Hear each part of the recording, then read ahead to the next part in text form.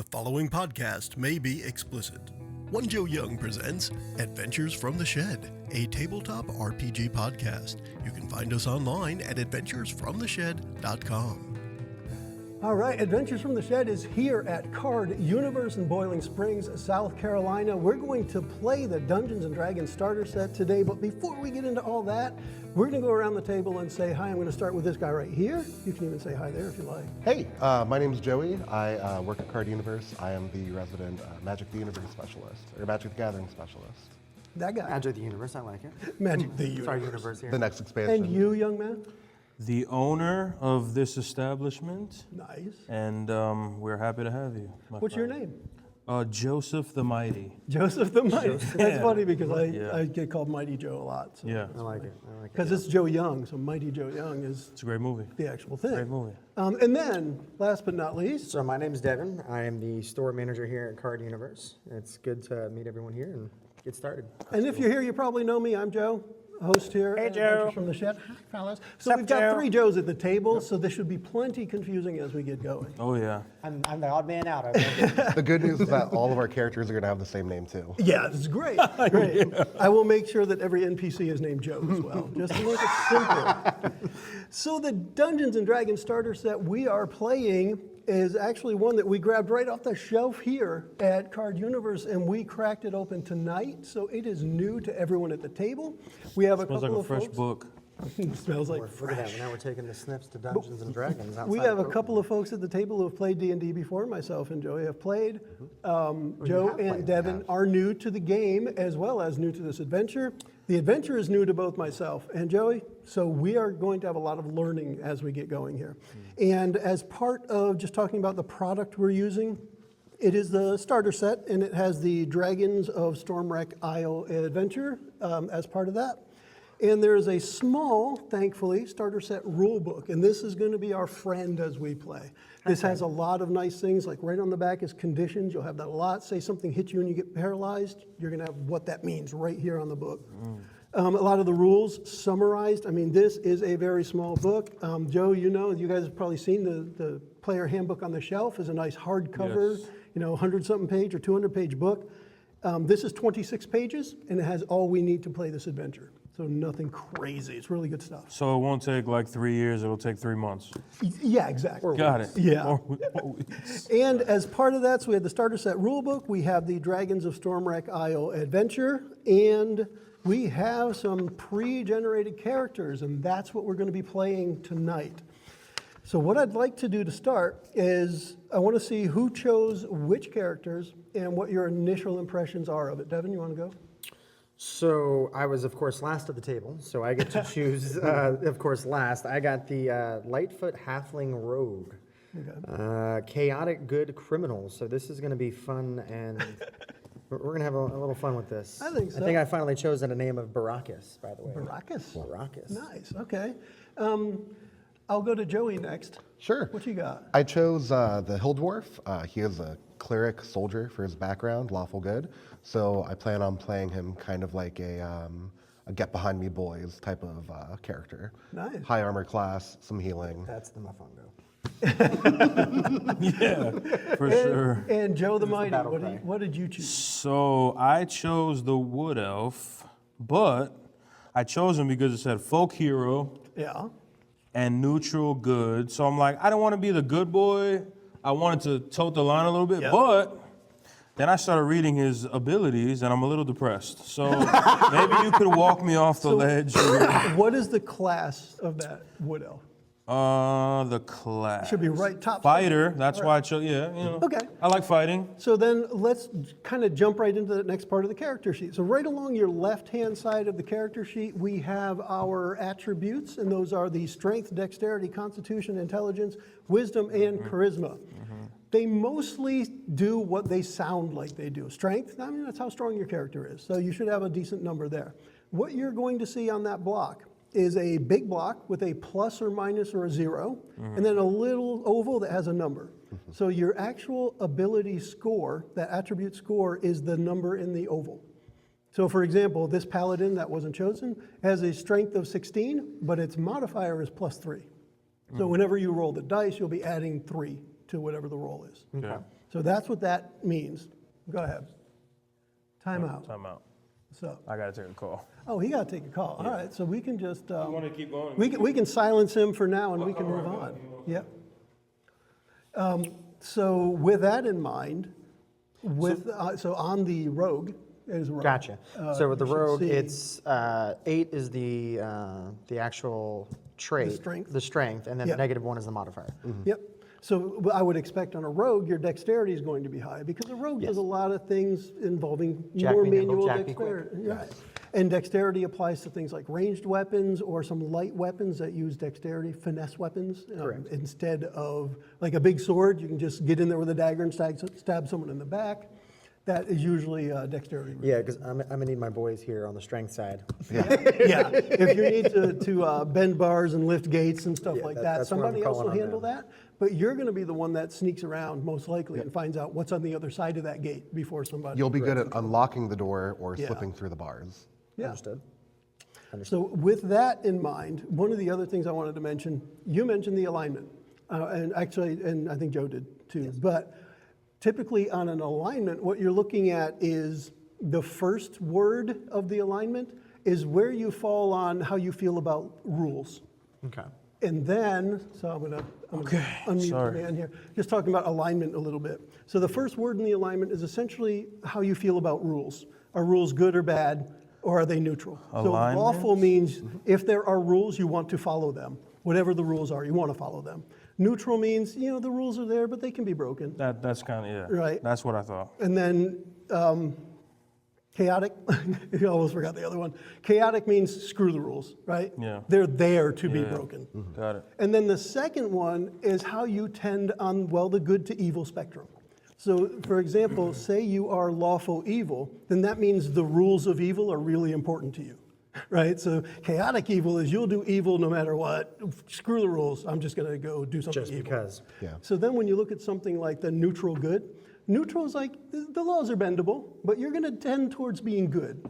So if the law means don't hurt somebody, you're probably not going to break that one. You're going to say, yeah, because hurting somebody isn't good. That's kind of where that spectrum goes.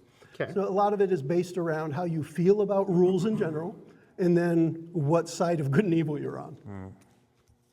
Understood. And that's just guidance on how to play the character. The reality is, once you start playing, if you find a different character feature or it's a good way to put it, say you start to despise something in the game, you can tend towards evil or chaotic. You always can. It doesn't necessarily mean it's going to turn out well, but you can always tend towards something other than the printed alignment. Plus, if you play something different long enough, we can even do an alignment shift, where instead of a neutral good, you become a true neutral. So you don't tend towards good anymore. You side equally with good or bad, that kind of thing. Understood. We're going to go back to the attributes, the statistics for a minute because Joe stepped away. But with that, really almost any time you're rolling a die, it's going to be one of those D20s. And when it comes to the attributes, I should say, it's going to be a D20, the big ones. And you're going to add the modifier to whatever the roll is. So essentially everything in the game that you're going to do against an attribute or a skill, which we'll talk about as well right next to the attributes, you're going to, I'm going to tell you, make a strength roll. And you're going to roll and you're going to add that number that's next to strength for the modifier. And you're going to say what it is. And then behind the scenes, I've already set, or the game has already set what's called a difficulty class or a DC. You're going to hear that a lot. And the DC determines how hard it is to accomplish whatever it is. Okay. So maybe you just want to jump 5 feet. You're normally not a good jumper. So maybe that's that's a DC of 5. I'm jumping on somebody's Right. back. I'm short as hell. So I might say You're taking me something, with you. I might say something like, give me an acrobatics or an athletics check. And you're going to roll that and you're going to use the same modifier. And that's going to be right where the skills are. You'll use that modifier and you'll say, you rolled a 6, you had 1, you got 7. I'm like, well, the DC was 5, you got it. It's an easy jump. But there's always a chance you could fail, which is the dice, random. One of the things that makes the story progress the way it does is so many things can be randomized. So it's not just a choose your own adventure, it's a stumble into your own adventure as well. Okay. I like it. That's a good way to put it. So all of those things on that left-hand side between the attributes, so the strength, dexterity, etc., And then the saving throws and the skills, all of those are treated the same way. You will have a check against that thing. So you'll need to do that thing, you'll roll a die, you'll add the modifier, or for that matter, subtract the number if you happen to not be so good at it. And then we use that against whatever it was you were trying to do as a result. Understood. Then we're going to take a step to the right in the center of the character sheet. You're going to see armor class, initiative, and speed. Armor class really is how hard is it to hit your character. Typically, your armor class goes up when you wear more armor, or if you're nimble on your feet, or sometimes a little bit of both. But the armor class is a number that says how hard is it to hit my character. Now, essentially, that is what I was talking about when I say there's a DC set. Well, your armor class is like the monster's DC to hit you. So if the goblin's coming at you with a spear and he's trying to hit you, I'm going to roll a d20, add the goblin's modifier, and I have to hit your armor class or better to hit you. Okay. So the higher your number, the less likely you are to get hit. And that is a combination of so many things. So your armor class could be determined by your dexterity, could be determined by the armor you're wearing or shield you're carrying, different feats or different things that your character might have. So there's a lot of different ways to describe a miss. You could dodge out of the way, you could deflect it with your shield, you could parry it with your sword, but all of that falls under the armor class number. Okay. Initiative, when it's time to do combats. Initiative is determined by rolling a d20, adding that number, and whoever has the highest ones go first, and then we just go in order. All of the monsters, NPCs, and players all roll, and then we take that, we'll determine an initiative order, and then we start at the top. So the first one to go, you take your action, the next one, you take your actions, etc. So that's what initiative means, how quickly you are to act in a battle. Understood. We don't use initiative outside of battle. It's the only time it happens. And then speed is almost irrelevant in the way we'll be playing because we're not going to have a map and worry about how many squares away from something you are, but it's going to be a good guesstimate. So for example, this paladin has a speed of 30 feet. Typically, halfling might have like 25. Smaller race might have a shorter speed, shorter distance that they can travel. Mm-hmm. But what it'll come down to is we'll describe a scene, and you'll say, am I close enough? And I'll say, what's your speed? You got 30 feet of speed? Yeah, you can reach that this turn. It's something like that. And you'll start to get an idea of, am I a fast character? Am I a slow character? And then also right in that same block is hit points. You'll see hit point maximum. That will go up each level. As you level up, you get more hit points. And there's a spot to just write your current hit points. Whenever you take damage, you just write that number down. Which isn't going to happen. We're not going to take it. No, not at all. Not until we start, at least. And one of the other things in there that I'm sure we will experience, but is not a big deal, is that little box called death saves.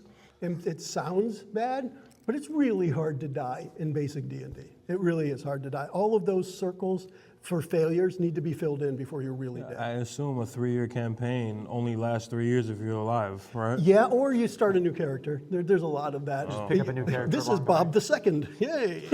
Yeah. Just popped up from the ground. Exactly.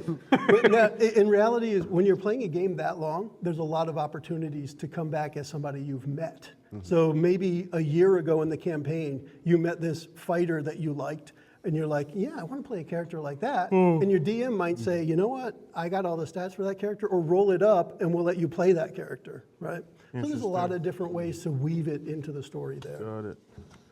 Or like Chuckles the clown who always comes back from the dead. So just to finish up with the main spots of the character sheet that we will use regularly. Also, again, in the center of the sheet, right down the middle, you'll see proficiencies.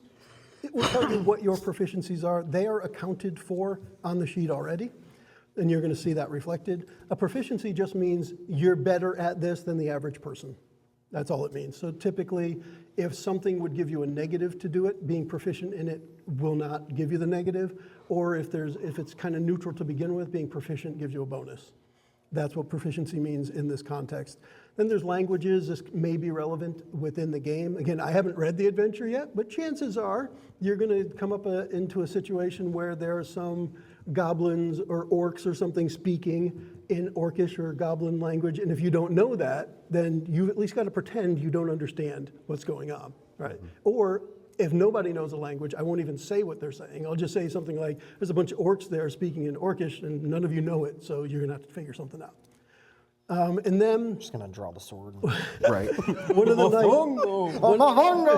one of the other things that goes along with all characters would be attacks. Now everybody's going to have a different attack based on the weapons you're holding and what you can do, but everybody has an attack section there, and you're going to see what it is, what to roll to do it, what bonuses, what damage. All the numbers are right there for you. What do you got, like a pot and pan or So I got dagger and short bow. Pot in the pan. Short bow for a short For a man. short man? Just a boat for him. It's Yeah. just a bow. Yeah, imagine my short ass walking around. And then the thing that you're going to see, and this is going to be different for each class, will then be a description of what your class can do. For example, I've got the paladin here. It has a divine sense and a lay on hands. These are paladin skills. You're going to see something there that's specific to your character class. And we'll talk about those probably in a few minutes. Then I think probably the last thing that we care about on the front of the sheet, which might be the last thing, is a little bit about the race that was chosen. Like this one says about humans. You may see something there that talks about dwarves or what of, yep. halflings or whatever. Just, again, some guidance on how you might want to play the character. In reality, you don't really have to get deep into a character to play. Now, question. Yeah. When you make your own character, do you need to put all of this together on a sheet ahead of time? Before you start the game, before you start the adventure, yes. But in a lot of So are there like blank ones that Yes. you would have to Yep. fill out? You can actually get them right from Wizard's website. You can get blank character sheets. And you can also use... Maybe that's something we should offer here, no? Yeah. I actually think you have character sheets Oh, up I on do? the Yeah, we do have a Yeah. couple. We should probably order more than Just so you know, you sell those already. Yeah, Card Universe. Now, to be fair, let's be fair too. That was good. The store hasn't even been open a week yet, Yeah, so we're yeah. still learning lots. And so we're definitely getting into it. D&D is going to be big, and we'll have other RPGs Yeah. as well. But yeah, as far as the character sheets go, that also, Wizards of the Coast has their own app called D&D Beyond, which is a fully digital character sheet. You can do it on your phone, you can do it on a tablet, and any browser. And you can print those off as PDFs, so you can have paper at your table if you want as well. And so in this situation too, if I want to have a mini of myself, I would essentially find an elf miniature that I like, Yep. paint them up, and just have them on the table. Yeah. Yeah. And essentially you'd have a map. And is that kind of... If you're playing with maps, so there's a lot of, there's two ways to look Obviously, at I it. know we're not now. We're not, yeah. right. But in general, the two ways you look at it is one is you're playing with minis and maps, et cetera. So you're playing with the physical objects on the table. The other is just called theater of the mind, which means everything is described and you're picturing it in your head. And if you have questions, you just refer back to the DM. Same thing, the DM may have questions, refer back to you. Okay. And what I like to do is, because I prefer to play theater of the mind, it's still cool to have minis on the table and sometimes even just put out a blank, what's called a battle mat, which just has hexes or squares or something on it, so you can kind of get a reference. But I like to refresh the scene almost every time we get through a turn. So like last turn, you went after the goblin and you stabbed him, and then this happened over here and this happened over here. So the way we start this turn, this is what the scene looks like. Yeah. And I also like to describe it from the perspective of a movie. So a camera zooms in on this fight and what's going on in this fight, and then we switch and we zoom in on this other fight. So that kind of thing will happen regularly. Like I said, when it comes to miniatures, they're really cool and fun to look at and play with. They're horrible for an audio podcast. So a lot of my focus is around... But find them at Card Universe. Yep. Like that. Yep, there will be some custom miniature options at Card Universe as well. And paints. And paints, definitely. And there will be paint nights and learn to play D&D nights. We're going to have all kinds of fun stuff. So with that, the other thing that I'll say is everything about playing your character is on the back of the sheet. So the front of it is kind of, this is what the character does. Yeah. Kind of how to play it and how to navigate it and how to level up, that's all on the back of the sheet. And that kind of thing will really only happen once we get to the adventure. So the next thing I'd like to do is I'd like to have each of you talk a little bit about what you've read on your character sheet about your background, which is actually on the back of the sheet.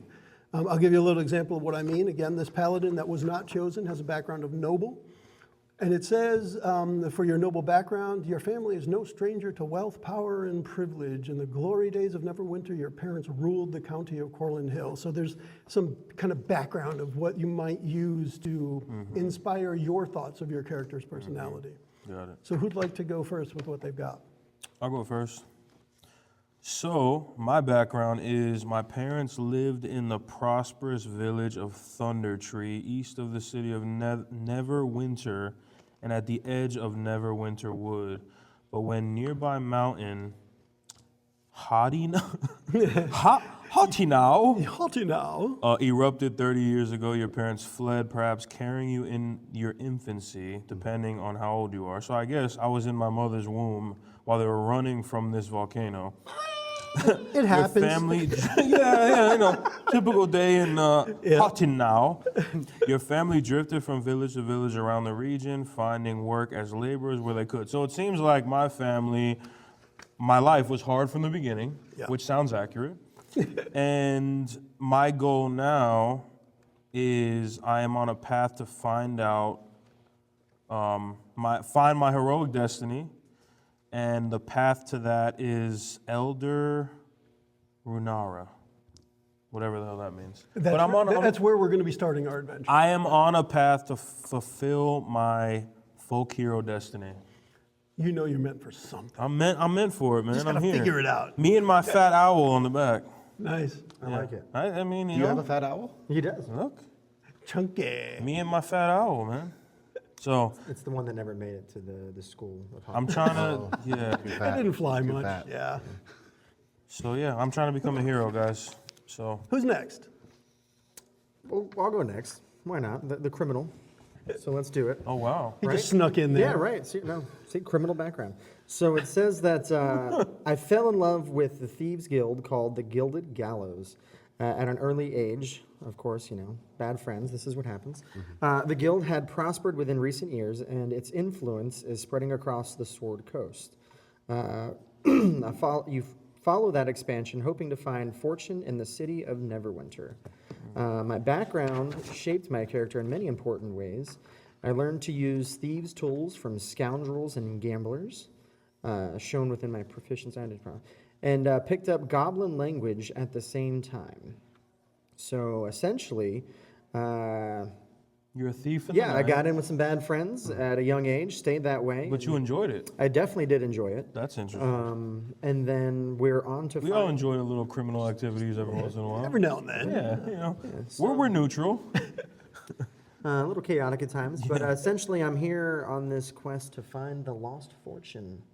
So you're trying to do your last heist and ride into the One sunset. job. And essentially, one that's final exactly job. what it says, because there's also a community of hermits who live there now, and it is the perfect place to hide from someone wishing to escape their past. So I'm the hero and you're the criminal, and we're working together. Always. Looking for the big There's score no- and your destiny. There's Got no it. good without evil, and no evil without good, so therefore... Understood. And there's no adventure without somebody to heal these foolhardy folks in the Right. front. And who better to do it than the only good person in the party? Or at least the only What do you mean? I'm a law- good the only person. I just lawful- I'm good, just Excuse chaotic. me, the only lawful one. yeah. It's not my fault that I got erupted on when I was in my mom's womb. And that could shape your life for years to come. Jeez, Volcanoes made in me the womb. stronger, bro. Shaped his life that shaped lands. Nice. I mean, Destroyed villages. Anyways, okay. Well, I think I destroyed a few villages too in my time. I am from a soldier background, and I started off in the island of Mintarn, and I joined a mercenary company where... Doesn't sound very good to me, mercenary. Oh, it gets better. It gets Okay, better. okay. We went to the city of Neverwinter to serve in the army and the city watch. However, a lot of the people that I joined up with weren't as good as I was. They seemed to enjoy taking advantage of people and abusing their authority, so I left. I started receiving visions of trouble. It says that dreams have pointed me to Stormwreck Isle, not far from Neverwinter, and it says that there's a remote cloister there that holds a temple to the dragon god Bahamut, who's a patron of heroes and a champion of justice. It is my character's goal and design to stand against death's endless hunger, and I'm certain that that's what my deity wants from me.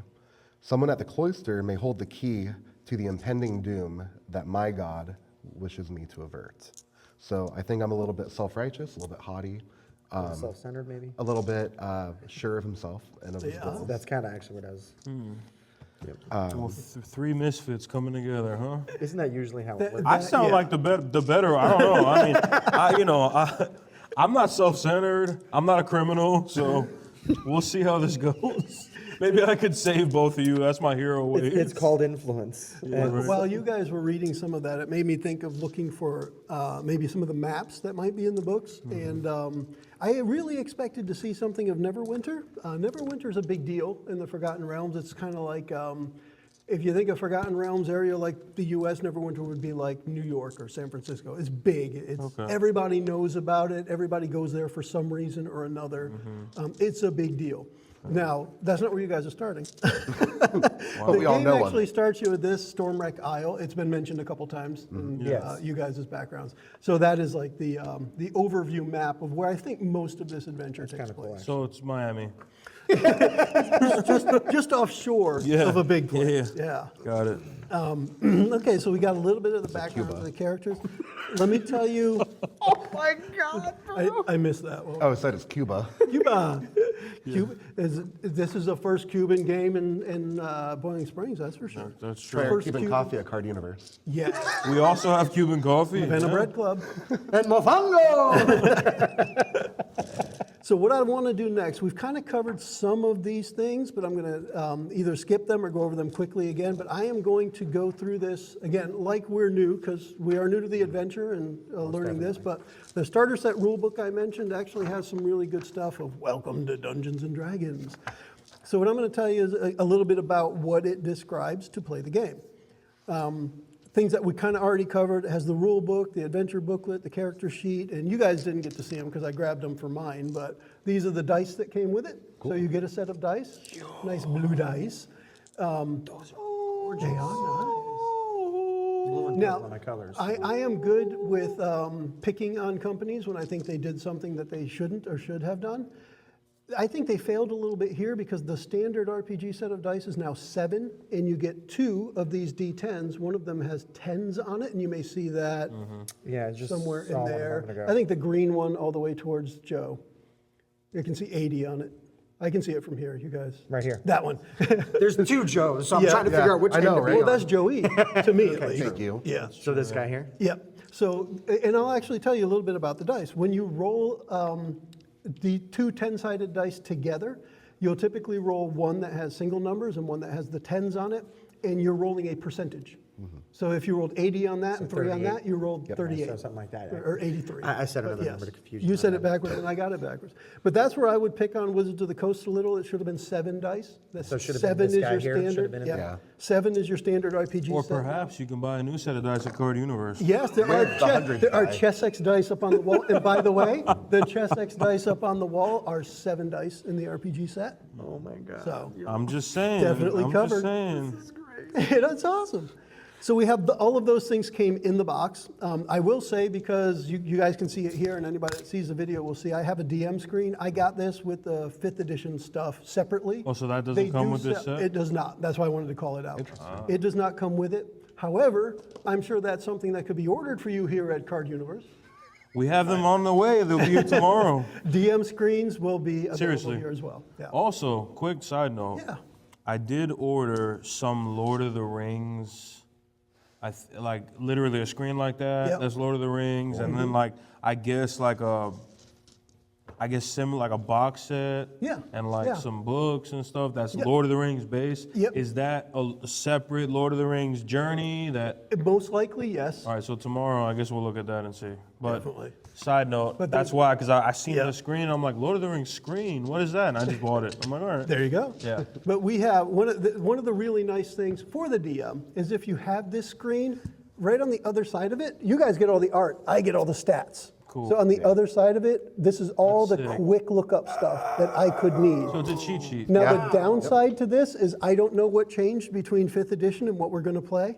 So I don't know how much of this is still accurate. Okay, got it. Because there were some updates. They reprinted all the books. Yeah. So some things change, and I'm not familiar enough with it. But aside from that, yeah, DM screen, separate product, but definitely available. Yes. Now, the ways, I'll read a little bit more of this kind of as they print it. So being a player, and some of this we've already done, each player chooses a character, which is an adventurer who teams up with the other player's characters. The set comes with several to choose from. They say several. There are 5. I'm not sure why they couldn't just say 5. But you take a look at each one and you pick one. And we kind of did that before we started the recording here. But I mean, we picked it moments before we started the recording, so it was new. And then one of the things to really remember here that they call out, the DM presents the situation for you guys, and that's me in this case. They put it right here. The DM is not your foe, but does prevent dangers that provide opportunities for your adventurers. So it's one of the big things that I like to stress is it's a cooperative game for both sides. And there are sides. Everything that provides you benefit or tries to hurt you is going to come from me. So it's still cooperative, and I'm providing those things for you to interact with. And at some point, we'll have fun with it. You know, I'll be a dick because the goblin got your kneecap or something, but it's still that we played that out together, and that's an important piece, a cooperative piece. You guys, for me. you're tall. He can aim for the kneecaps. I'm Yeah. already on his level, so. He's going right for the head. And it describes a little bit about being the DM. So essentially, the DM describes the location and creatures that the adventurers face, and then the players decide what they want their characters to do. So I love to describe it as, you just think of a coloring book, something as simple as a coloring book. I am providing you the black and white page, you guys have all the crayons. So I'm gonna give you a scene, and you're gonna color it in. You're gonna make it happen. Yeah. Which can also which can also be bought at Card Universe. There's also another old, I guess, cliche or saying for it, is it's like you're in a play where you write your own lines. You still have the stage, you still have all the props, you still have the direction, but you're writing all your own lines. You are your own character. No lines are written for you. Yes. Improv is a really good way to put it, because one of the staples of improv is the yes and principle. I use that a lot. If you ask me something, I will almost never say no. I will only say no if the adventure itself says that can't be done or it's not allowed at this time. And I'll probably tell you no because the book says no, not because I said no. Yeah. I will almost always go yes and, because if you thought of it, it was important enough that I want to play it. Like if somebody says, is there a chandelier in the room? Even if there isn't, I'm like, yes, and what are you going to do with it? Because now I want to know. Are you swashbuckling the hell out of this, or what's going on? Got it. To me, that's more important than no chandelier, because then that's the end. That's the whole improv thing. It's the end. Everyone else is like, It well, ends what's the he going to do with the chandelier? Yes. So the yes and, so referencing improv is really good, because that's the way I like to play. Even though a lot of this adventure will indeed be what's also called railroad, which means it's already printed, all of these things are expected to happen. We can deviate, but chances are we'll be back on the path at some point. So that kind of thing will happen regularly. That is kind of what I was saying. I'm just going to read a couple of the bullets here. The rhythm of play, the DM describes the environment, the players decide what their characters do, and then the DM narrates the results of the action. One of the things that will set me apart from a lot of DMs you may watch on other podcasts or shows, or that you may have played with before, you will almost never hear me describe what your character does. That's up to you. So like if you say, I'm going to charge at the goblin and I go to hit him and I roll and you hit him, I'm going to ask you where you hit him. I'm not going to say you hit him in the leg, you hit him in the arm. I'm going to ask you, where were you swinging for? What's, what did it look like? I say that a lot. What does it look like when you do that? I'm coming for the kneecaps. I mean, And then this is where I'll put my own flares into it, because there are no rules in D&D about hitting something anywhere on its body. I mean, technically there are rules for being blinded and paralyzed and prone, but there is no rule for target and kneecap.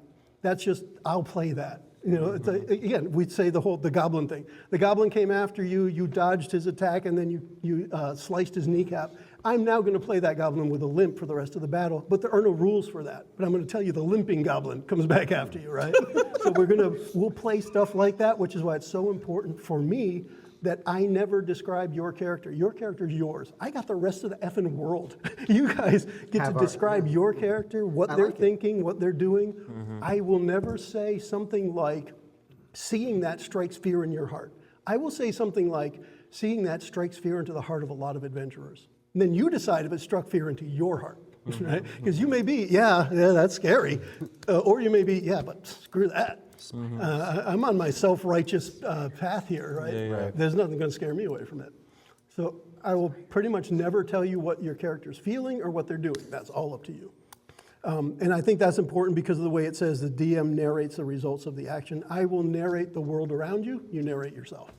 Okay. The game dice. Devin asked about this before we started. Common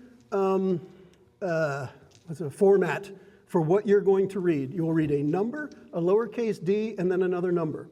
The number before the d is the amount of dice. The number after the d is the type of dice, meaning how many sides. So if you're going to roll 2d4, that's rolling 2 4-sided dice. The 4-sided dice are the caltrops or the pyramids. The ones that are like worst to Legos. step when you on. I like that you call it a caltrop. Yeah. Caltrop. Yeah.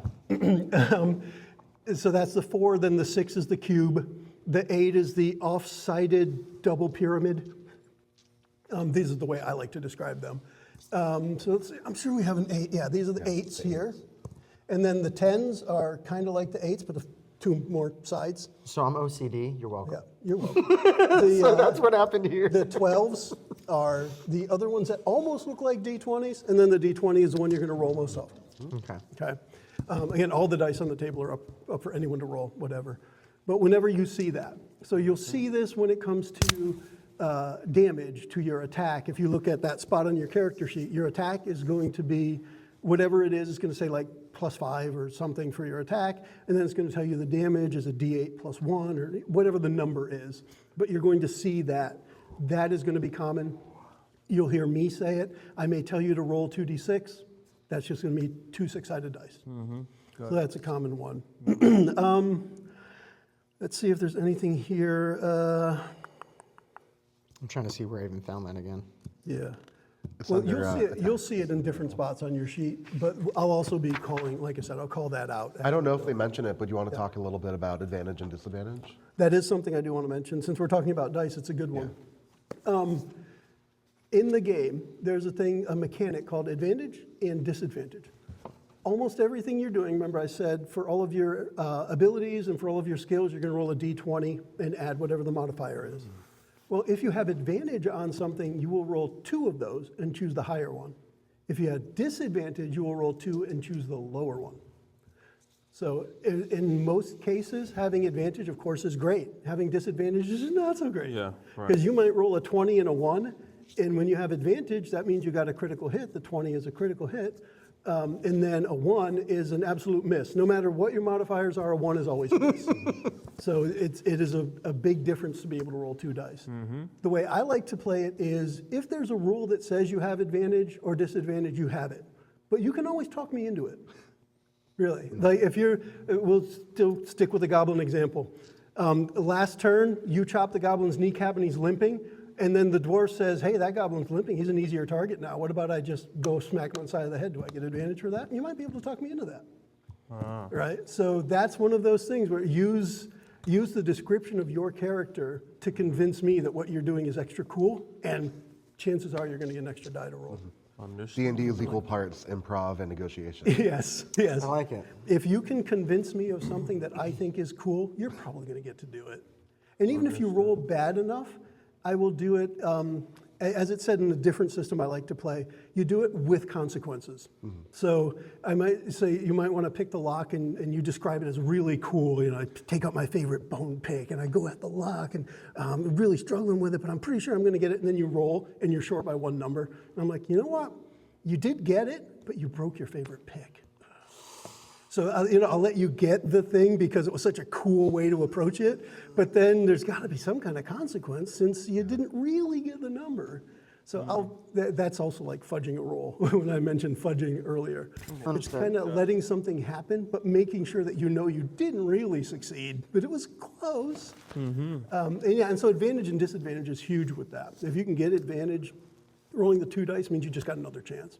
I mean, the way it figures out, if you know the math, and I suck at math, but I've done it so long that I can remember these things, you got a 5% chance to get any one of the numbers on the die. So really, you've only got a 5% chance of an absolute failure or an absolute success, because those are a complete dichotomy. If you roll a 1, you will never succeed. If you roll a 20, you will always succeed. No matter how hard it was to get the thing done, if you roll a 20, you got it. Even if you shouldn't have been able to, the 20 in my world means you always got it. It's always a Gotcha. success. So my halfling did jump 20 feet. Got it. Let's see if there's anything else here that is specifically important. I guess let's talk about the abilities just a little bit, because we went over them a little right when Joe had to step away. But for the most part, the abilities themselves aren't really called for directly. They're almost always called for indirectly. So you'll have something like what's in the second column there, right next to the abilities, saving throws. If rocks are sliding down the hill at you, it's probably going to be a dexterity saving throw to get out of the way of the rocks. All right, so I may say do a dex saving throw, and then you'll roll the d20 and you'll add the saving throw for dexterity. Chances are if you're doing something strength related, it's probably going to be athletics or something like that, which is a skill, and that'll include your strength modifier, plus if you're proficient in that skill or trained in that skill, you'll have another bonus. You will notice some of the bubbles are filled in. That is what your character is proficient in. Yes. Yeah, that's kind of. So you will add your attribute modifier as well as the number on the very top, your proficiency bonus. And that number will change as you level up. Yes. You'll become more proficient in the things you're good at. Now, how do you level up? Great question. What I like to do, and I think the adventure accommodates it, is called milestone experience. Essentially, when you kill a goblin, you don't get 20 experience. When you finish this part of the adventure, you level up. And that's the way we'll be doing it. It'll be milestone leveling up. Okay. Chances are it will mesh with the end of a session, because I don't like to do it in the middle of a session. Now with the starter set, it's relatively easy, because if you look on the back of the set, on the back of the sheet, it will actually tell you second level features. So it tells you right away, right here, what you can do at second level with your character. It's not like having to bring out the player's handbook, figuring out what leveling up means for the paladin, and do all those choices. This sheet, and one of the reasons I really like the starter set for a new game, is it tells you everything you need to know about your character right on the one sheet that you got. That's where I read that earlier. I was like the 2d6, 1d6. It was the back there you here. go. So anybody that had spells, you'll see anything about spells in there. I think actually it's just going to be the cleric in this case. I don't think anybody else has spells. Yeah, for sure. So I can see what looks different about yours. Okay, so right here, your spell list. And then it tells you how to do spell Gotcha. I love how you have a whole page, and I've got like half a page. You don't want spells right now, trust me. Spells get a little complicated. Gotcha. Yeah, you just got a pot and pan, bro. That's it. But yeah, so the ability scores, they all influence any other roll you're making, essentially, even rolls that you might not think. So, for example, you don't need to know what all the skills are. You just describe what you want to do, and we'll figure out the skill that goes along with it. So you approach this area, and you notice there are magical runes written on a rock next to a door. And you say, I want to try and figure out what the runes say. Well, we know, I mean, Joey and I probably know, there's a skill for that we would probably use called Arcana. But you don't need to say, I'm doing an Arcana check. What I want to hear from you is, I want to figure out what these runes are. Yeah. And then I tell you, all right, that sounds like Arcana, do an Arcana check. Gotcha. Right. Awesome. So it's always more important for me to hear what you're trying to do rather than you telling me what you want to roll, because I might want you to roll something different, and it might even be better for you. It's Okay. to me, and another rule I like to start with, and I usually have a little sign I put on the screen. If I didn't ask you to roll, it doesn't count. You only roll if I tell you to roll, because otherwise you might be setting yourself up for failure. Right? Understood. I'm going to roll perception. Oh, damn it, I rolled a 1. I didn't ask you to. So you just failed for no reason. Right, you would have seen this one thing if you just didn't roll. Yeah. Let me talk to you. Yeah. Because I like to play the game as, if it's obvious, you're going to know. And if it's not obvious, then I'll just tell you. I mean, I'll tell you to roll for it. He was number 3, I think. 4, yeah, he's 3, okay. I can mute that one. Okay. So, yeah, with that, that's a lot of the stuff I think that can get us ready to start. Yeah. Joe, do you have any other questions about So what you might be expecting? So when you roll a dice, right, and based on the saving throws, is that what gets added or decreased from my roll? Yep. Okay, so like if I roll a 1 and it's for strength, I roll a 1, I have +3, it's 4. Yes, however, a 1 is a bad example because 1 always misses no matter what your modifier. Okay, so 2 would be 5. Yeah. Okay. All right, cool. Yep. But in that situation, could I then look at his sheet and say, hey, I'm really shitty in this department. Yeah. Okay, we just gotta figure that out. You would have to do it in character, though. Yeah, I guess. Here's the thing, as you learn, like Yeah. for example, you may see when your party first meets and you see you've got a halfling there who probably a wiry little fella, you're probably not going to ask him to lift the boulder, right? Got it, yeah. Probably not Yeah. the person you're going to ask to do that. So when I say there's a boulder in the way, you might all team up to do it, but you're not going to say, hey, halfling, go move that boulder. Yeah, and Right. I can't have a 20 on strength. Even if I do roll a 20, I get -1. No, it still happens. A 20 still always succeeds. Yeah, in just my because world. I just said if I roll a 1, but I'm +3 is a 4. No, you miss, Understood, don't matter, you lose. For Or me, you win. It's the essence of a heroic action, Understood. right? So I'm going to try and do something that I shouldn't be able to do. You roll the 20, you just got it. A movie moment. Kind of like Yes. lifting the car off the person. Yes. Yeah, okay. Got it. Yes, you got hit with the gamma rays at the right Understood. time. Yes, Just to be smacked with the kryptonite right after. you got it. So if you guys don't have any other questions, what I can do is just start the adventure background and actually get us into starting. I feel it's going to be trial by fire anyways. That we're going to stumble, definitely. we're going to Sure. fall, Definitely. we're going to definitely Yep. have some issues, but I think that's what this whole thing's about right now. For sure. And we'll have more sessions after this. So we'll definitely be able to build on both our failures and our successes. Exactly. So some of the things that are important to the D&D world, but you probably don't understand yet, and for that matter, I don't get a whole lot into the, what's the right word for it? The actual areas, like the Forgotten Realms is a world in D&D, and Neverwinter is in the Forgotten Realms. And you'll see other, Baldur's Gate, I think, is Forgotten Realms as well. So you probably heard of Baldur's Gate games and other things too. Those take place in that D&D realm, universe. I don't even know what their official name is for it now. I don't know. But anyway, it is the place. Forgotten Realms is one area that has a lot of D&D content. So this takes place in the Forgotten Realms. Like Icewind Dale, isn't that? Yeah. Yes. Yes, exactly. Gotcha. Yep. And Forgotten Realms is a world of high fantasy populated by elves, dwarves, halflings, humans, and other folks. One of the many such worlds in the vast multiverse of the D&D game. Yeah, you can tell that's printed. You don't say. Yeah. So in the game, they want this is the Dragons of Stormwreck Isle that we're playing is for 1 to 5 players. We've got 3. And for that matter, next time we play, if we have another one ready to join, we can add players, not a problem. But we would limit it to 5 because that's how many character sheets we have. Coincidentally, that's how many microphones I have. So You know what I mean? yeah. So in this way, in the Forgotten Realms, they like to point out things like travelers in the realms face fell magic and deadly monsters, and even farms and freeholds a day's walk from a city can fall prey to monsters, and no place is safe from the wrath of a dragon. And of course, this is the dragons. So the adventure background itself, I think I don't tell you guys that yet, but what I will tell you a little bit about is where we are starting. Now, I showed you a little bit of that picture of Stormwreck Isle. In Cuba. And, yeah, in Cuba. Right up at the top, again, you may not be able to see it, but that's Dragon's Rest. That's actually where we are starting. And this is the stuff for me to read, but like you can see, chapter 1 is Dragon's Rest. So that's where we'll be starting. The book is formatted, and this is something to share with you guys, so if you ever look at this, you'll know. The book is formatted like many RPG books.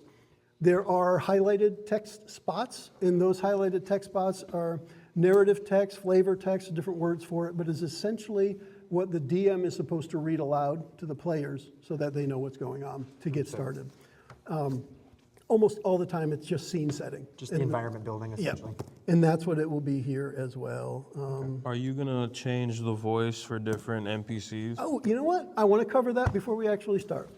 The short answer is probably half the time, maybe.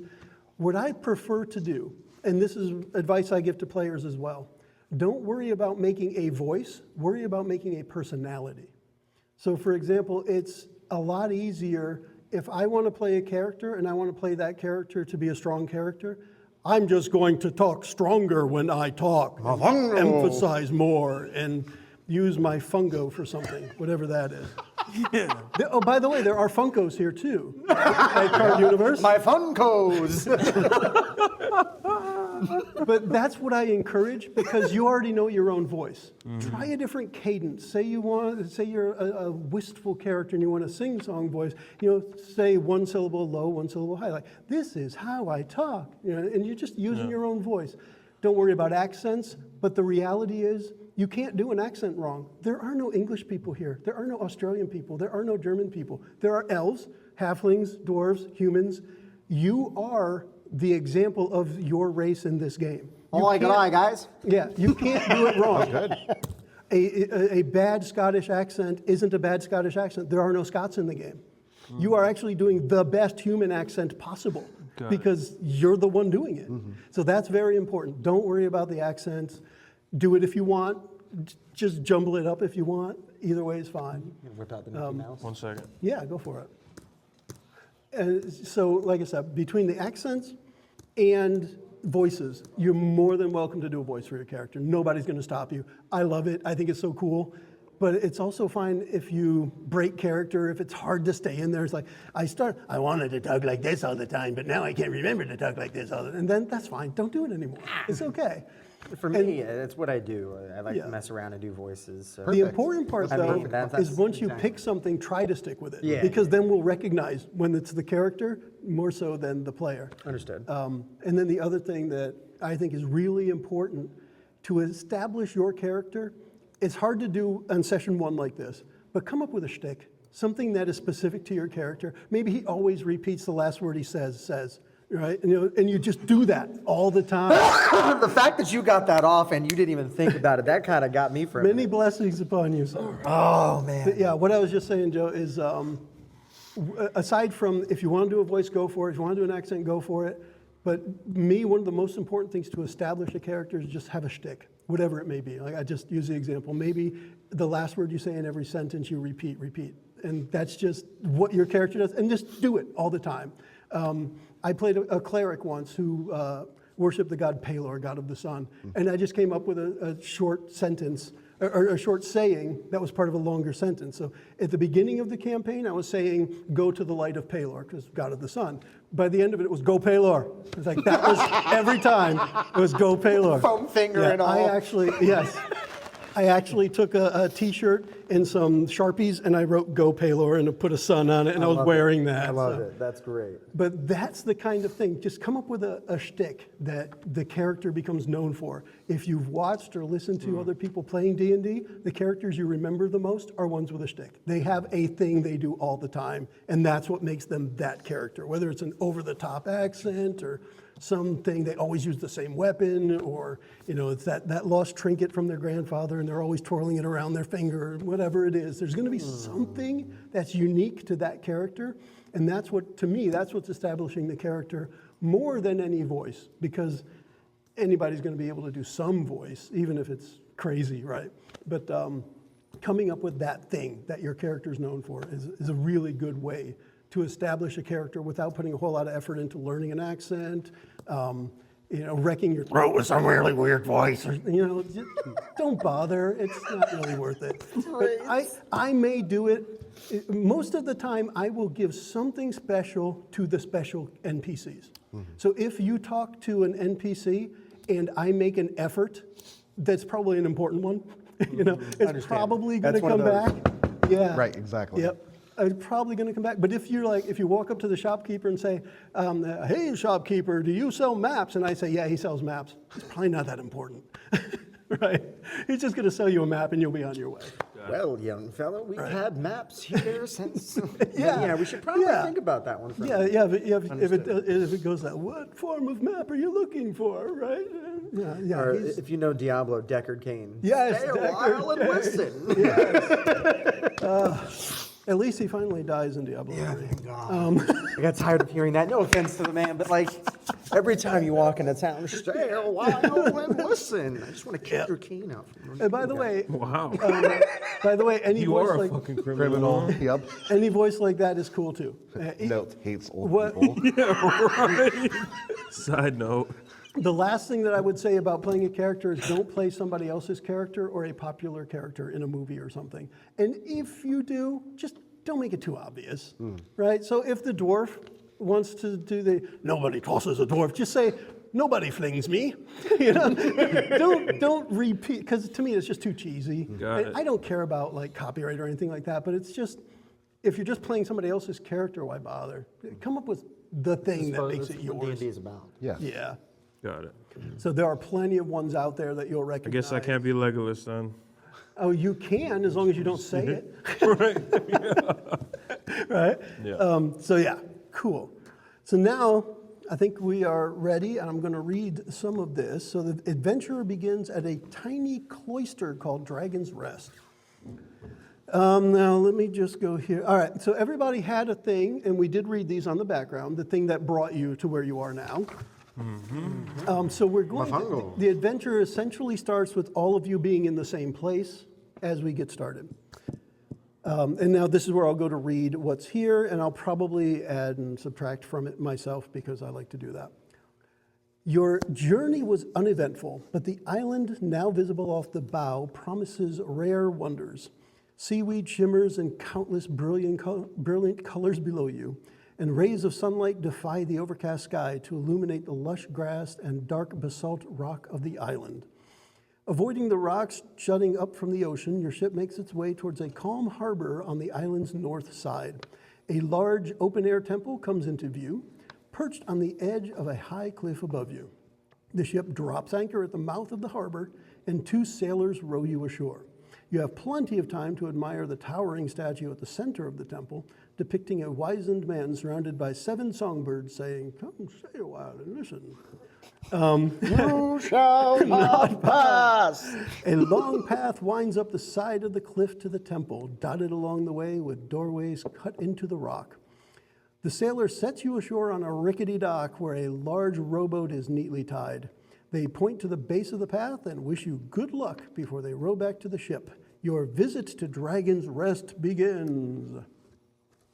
So here, this is where we want to do kind of an introduction of your characters to the other characters. So you're all just kind of dropped off. You're probably silent boat ride. Maybe you didn't really talk to each other on the boat. Now you're dropped off here. The guy points you. That's where you're going, guys. What I want to hear a little bit is your character. Talk about your character, what you think your character looks like, because once you say it, it's true. And that way we'll start to get an idea of what the characters are like. So kind of introduce the characters to each other. And I let you guys go in whatever order you like.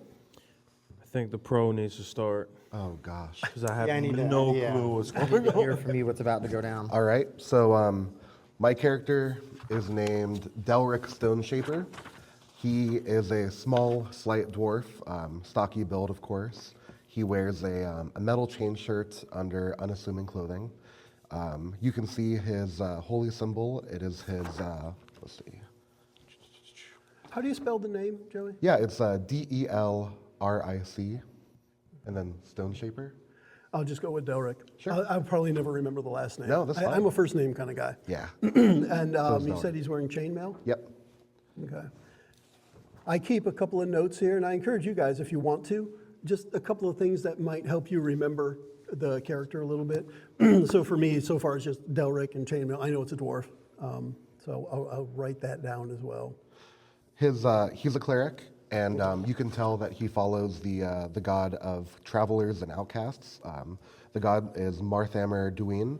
His holy symbol is a chain that goes in a spiral that symbolizes the the ever-traveling road. So you can tell that he is a man of the cloth. He looks a little bit too old for the distance that he's traveled from. You can tell he's weary from the boat ride, but you can tell that he has determination in his cause. Does he carry a weapon that's obvious? Yes, he has a mace at his side, and he has a hand axe on his other belt. So mace and a hand axe. Does he have a shield? Yes, he does have a shield. That was so detailed. I just got to say, by the way, I'm going to sound horrible in comparison. No, that was you're crazy. gonna do just fine. Because some of that he read pretty much from the sheet. Yep. See, and I didn't Yeah. sit here and read because I was more or less that's paying fine. attention to you. No, that's fine. So part of this, and I'll just give a little, this is what I got from it, so that there's a dwarf who's obviously a holy man, and he's got that symbol, a spiral symbol that he wears on a chain. And the reason, I think, part of the reason Joey had mentioned that is, even though you might not be familiar with it, if you determine that your characters are familiar with some religions, then you would probably recognize that. Right. It's just one of those things. If you're familiar with religions, yes. But just like in the real world, if you're not familiar with a religion, you might not recognize their symbol. And this guy's just wearing a spiral around his neck for whatever reason. Understood. Right? So I take it that as an actual like real thing within D&D, the thing that you mentioned. Yeah. Okay. The deity is real. Well, yes, but the it won't- deity yeah. is real, and he is the god of travelers and outcasts. Understood. So I determined that he should have some symbol of that. He has a holy symbol in his backpack. So I wanted to make that kind of obvious that, he is what he worships. Understood. The shield, is it a small shield or? It just says shield. Okay, so a standard size shield for a dwarf. Yeah. Yes. Okay. And yeah, so the mace, the hand axe, the chainmail armor, and I think you guys are probably familiar with what that is. Just circles of metal. Yeah. Okay. It's heavy as hell. So yeah, for me, that's kind of the thing we're looking for. So afterwards, you can make references to it, like, dude, use your mace. Yeah. Right. Hit him with that, or Got it. just to get an idea of it.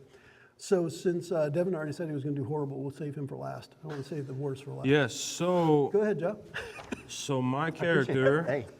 is what we're here for. probably the tallest of the bunch. Oh. Not What's too his tall, what's but he's his, average according to these short men here. What's his name? Wolflin.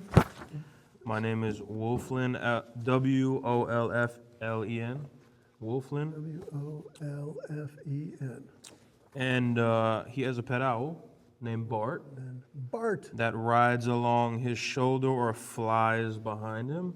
Cool. All right. I wear leather. He's a elf fighter, you said, right? Wood elf fighter? Wood elf fighter, correct. I'm wearing light leather armor and a wolf pelt around my neck that my father gave to me. Badass.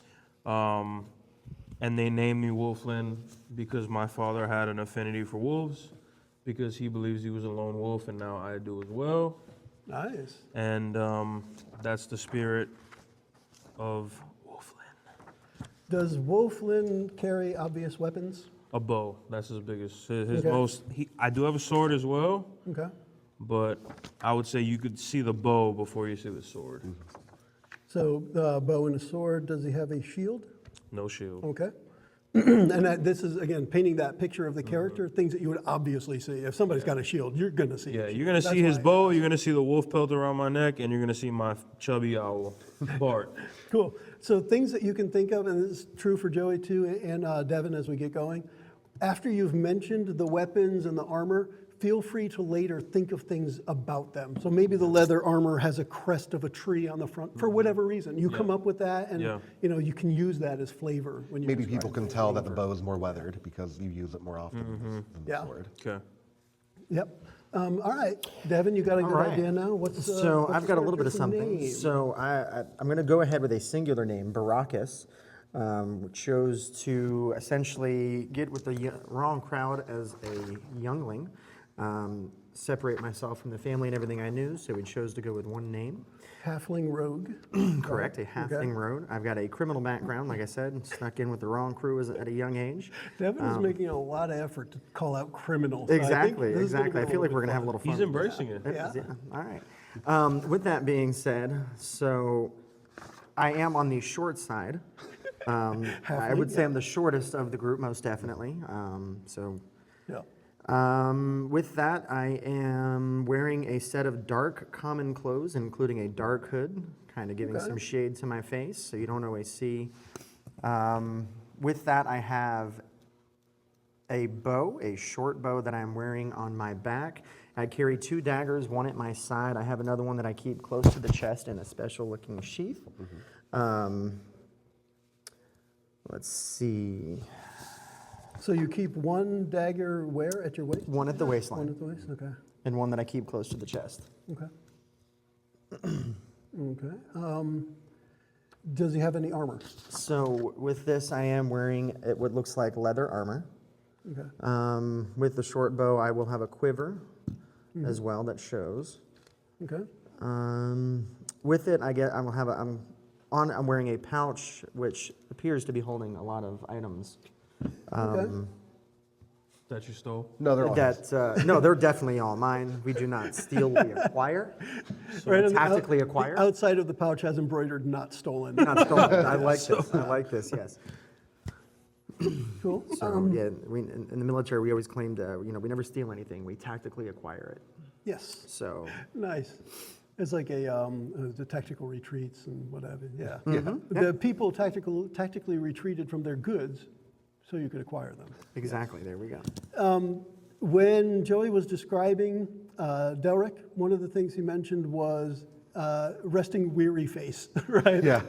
What, Yes. in general, when somebody sees Wolflin, does he look cheery? Does he look melancholy? Not Does he cheery. He look- looks like me. Everybody thinks I'm angry all the time. Okay. So this guy has definitely like RBF? I would Resting say brooding face. Yeah, like Brooding you face, know, there you go. Yeah, Brooding. like That's not bad, yeah. This guy is definitely not a pushover. He looks a little on the weathered side. He survived the eruption before birth. Yeah. So Came out battle-hardened. he's been through some shit, man. He's a fighter. So Definitely. I like it. Baracus. So with me, I like the fact that it gave me a hood Yeah. to kind of keep my face a little shaded. Okay. Always leave you questioning what I'm thinking or what we have in mind. Okay. I like to think maybe some sort of scar from Okay. something. I like to deal with blades, so some sort of scar on the face from some blades. Okay. Now, one of the reasons I asked what your general appearance or disposition is outwardly, because you could be like Joe, you could be happy as hell, but just look brooding all the time, right? So like, when the group of you walks into a tavern and they look at you, they're going to look for the friendliest face. Are you going to be the friendliest face? Right? They're going to be, hey, can I help you? Can I bring you to a table? Right? They're not going to necessarily look at the guy who's looking I upset. think it's gonna be this guy. And it could be. Yeah, It could be the door. it seems. Yeah. Yeah, man. Well, You got a hood. You're covering your face. I have an owl. not completely and covered, wolf- but wolf something that pelt. gives me shade in dark areas. You can't really see. You take You it definitely off. know how to talk your way out of a situation. though. Exactly. Yeah. Nice. Speaking of which, that's a good example of something that you could get used to. So persuasion would be the thing that you might use to persuade somebody to get To you give out you of a a good situation. Persuasion. I have +3 Yeah. there. I'm So that's not a bad charismatic. thing. So Yeah. 16 in charisma. I see it. That's one of those things to look for. If you can look at those skills, kind of intuit what they mean by what they say, that gives you an idea of how to approach a situation. So maybe you're more persuasive than intimidating, because intimidate's there too. Although you might have a good intimidation too, so I'm not sure. But you look at how you're approaching a situation and use your skills to their advantage, to your advantage. So if you're much We're better gonna at see what I can persuading come up with. somebody, you don't go up to that guy that you want something from and say, "I'll punch you if you don't give it to me," right? That's the intimidation part. So that is the bonuses that you have on your skills should inform how you play your character as well. To get advantages, and if you don't care about the advantages, you play the character however you want. Yeah. I love to play characters that constantly fail at stuff because Yeah. it's always moving the story forward. What does constitution mean? That's That your is health, how isn't it? hearty you are. Like if my constitution was better Sunday morning, we would have played, right? Because I woke up sick Sunday. But yeah, constitution is your general state of health. Constitution saving throws are usually based around things like poison or suffocation and stuff. Anything that would hurt you is what you use Constitution for. If you want to power through a situation using your health and fortitude, that's Constitution. Okay. And I guess we didn't necessarily cover all those, so just to do that quickly, strength is, strength, how physically strong you are. Dexterity is how, hearing that, right? how nimble you are, whether it be with your hands or maybe how fast you are, how accurate you are when you throw something, how accurate you are with a bow, very important for dexterity. Constitution we just talked about. Intelligence and wisdom. One of them, We're closed. yeah. Intelligence is book smarts, wisdom is world smarts. The easiest way for me to describe it. Because intelligence means book you're, smart and street smart. yeah, intelligence is you're figuring something out, wisdom is you're intuiting it. And that's why a lot of times perception is based around wisdom. That's just picking up clues around you, or cues probably is better. And then investigation is more intelligence, because you know what you're looking for. You're smart enough to know. What I heard is intelligence is knowing that a tomato is a fruit, but wisdom is knowing not to put it in a fruit salad. That makes sense. It is technically a fruit, but that's only because it has seeds on the inside. Right? So whatever. Got it. Yep. Yeah, wisdom says don't argue with any smart person about that because it's a losing battle. And then lastly, charisma is how your character comes off to everyone else in the world. Not necessarily yourself. You might think you have no charisma, but everybody else is, thank you, Joey. Everybody else might see you as a very charismatic person. Yep. And that's the important part because you're playing that towards other people. And I don't think we don't have a class out here right now that focuses on charisma, but that doesn't mean you don't have a decent charisma. So I didn't look at those sheets. 16 plus 3? Yeah, and that's good because that's going to be part of the character's personality. I'm A a rogue -1. A rogue doesn't. He need doesn't charisma. ask questions, he just plows through it. He just thinks everybody's a volcano. Yeah. That's funny. Everybody is ready to erupt on his childhood, and he can't stand it. Get him, Bart. Everybody thinks he's. So essentially, that resting, brooding look is a -1 charisma. Everybody's going to see that as, yeah, I really don't know if I want to interact with this guy. Yeah, but when the volcano erupts, they're going to be looking for me to help. Yes. That's the point. Yep. So yeah, when it's time to be defended against the bad guy, they will put the brooding guy up front for sure. right. Let him That's swing right. that sword and shoot that bow for sure. When that 8-foot orc walks up, I'm going. Yeah. And then as we just went through those, you can then see how the abbreviations are next to the skills. So you can see how they map. So for example, just looking at the top couple, we got acrobatics, which is dexterity. So if you think about that, Cirque du Soleil is acrobatics, right? The strongman at the circus is athletics. So there's a difference there. Athletics is based around strength. Acrobatics is based around tumbling or dexterity. Understood. But that's where you'll see those numbers Swinging map from up. the chandelier. Yes. Yep. That's going to be your acrobatics for sure. But if you are the one holding the chandelier up so someone else can swing from it, that's athletics, and the other guy's doing acrobatics. What if I'm down on the ground and I hold the rope and cut it to ride it upward as it falls? That's criminal. Nailed it. Oh my. So now with that, now we have an idea of who the characters are. The next thing the book wants us to establish is what's called a marching order. What that really means is what it kind of sounds like. If you guys are headed in one direction towards something, what order would you be in? Because the game takes that into account. The person up front is most likely to notice something first. Up front, the person in the back is most likely to notice something behind you, etc. And if something attacks, it's important to know who's where. So the book at this point says, let's get a marching order from the players. And who would be, as you march towards the cloister as described, you're going towards the where they dropped you off. Who would be up front, who would be second, who would be third, because we've got 3. How's your perception? I have a +3 to perception. Wisdom is my highest attribute, and I have the highest armor class. So I think in feel like- dangerous situations, I should be going first. Agreed. Agreed. and What's that your way- perception at? 3 plus 3. +3. So I'm at a +3 as well. My wisdom +0. Yeah. So I think we're the same. Wisdom is +1, yeah. Okay, no, I'm 1 off you. So And another thing that's relevant, because you mentioned perception, is if you look right at the bottom of all the skills and the attributes, is a passive wisdom perception. That is essentially a number that's important to me because there are things that you would notice just walking by them that somebody else might not. So those numbers are actually useful for me, and because of that, I'm going to ask you guys what they are. So for Delric, 13. You have 13 passive. It's also important to not metagame or to cheat. So if there's somebody hiding in the bushes, he could say, make a perception check, and we'll know that something's up. Yeah. But if he doesn't do that, he'll know what we need to roll to passively notice that happening. Yeah. And if all 3 of us fail, we'll continue on our merry way, not knowing that there's something there. Yeah. not knowing. Yeah. Understood. And that's where what I said earlier, if I didn't ask you to roll, it doesn't count, because if I don't ask you to roll, then there's probably nothing to look for. But then again, I will be devious and ask you to roll when nothing's happening. Every now and then, you guys will be talking, and I'll do this. Ooh, doesn't mean anything, just so you know. Unless it does, in which case it does. And that's the whole point. We'll So never know. Wolflin, what is the passive perception, passive wisdom? 13. 13 as well, okay. And for Baracus? Take one down, 12. Take one down, pass it around, all right. Oh no, it's gone. It's gone now.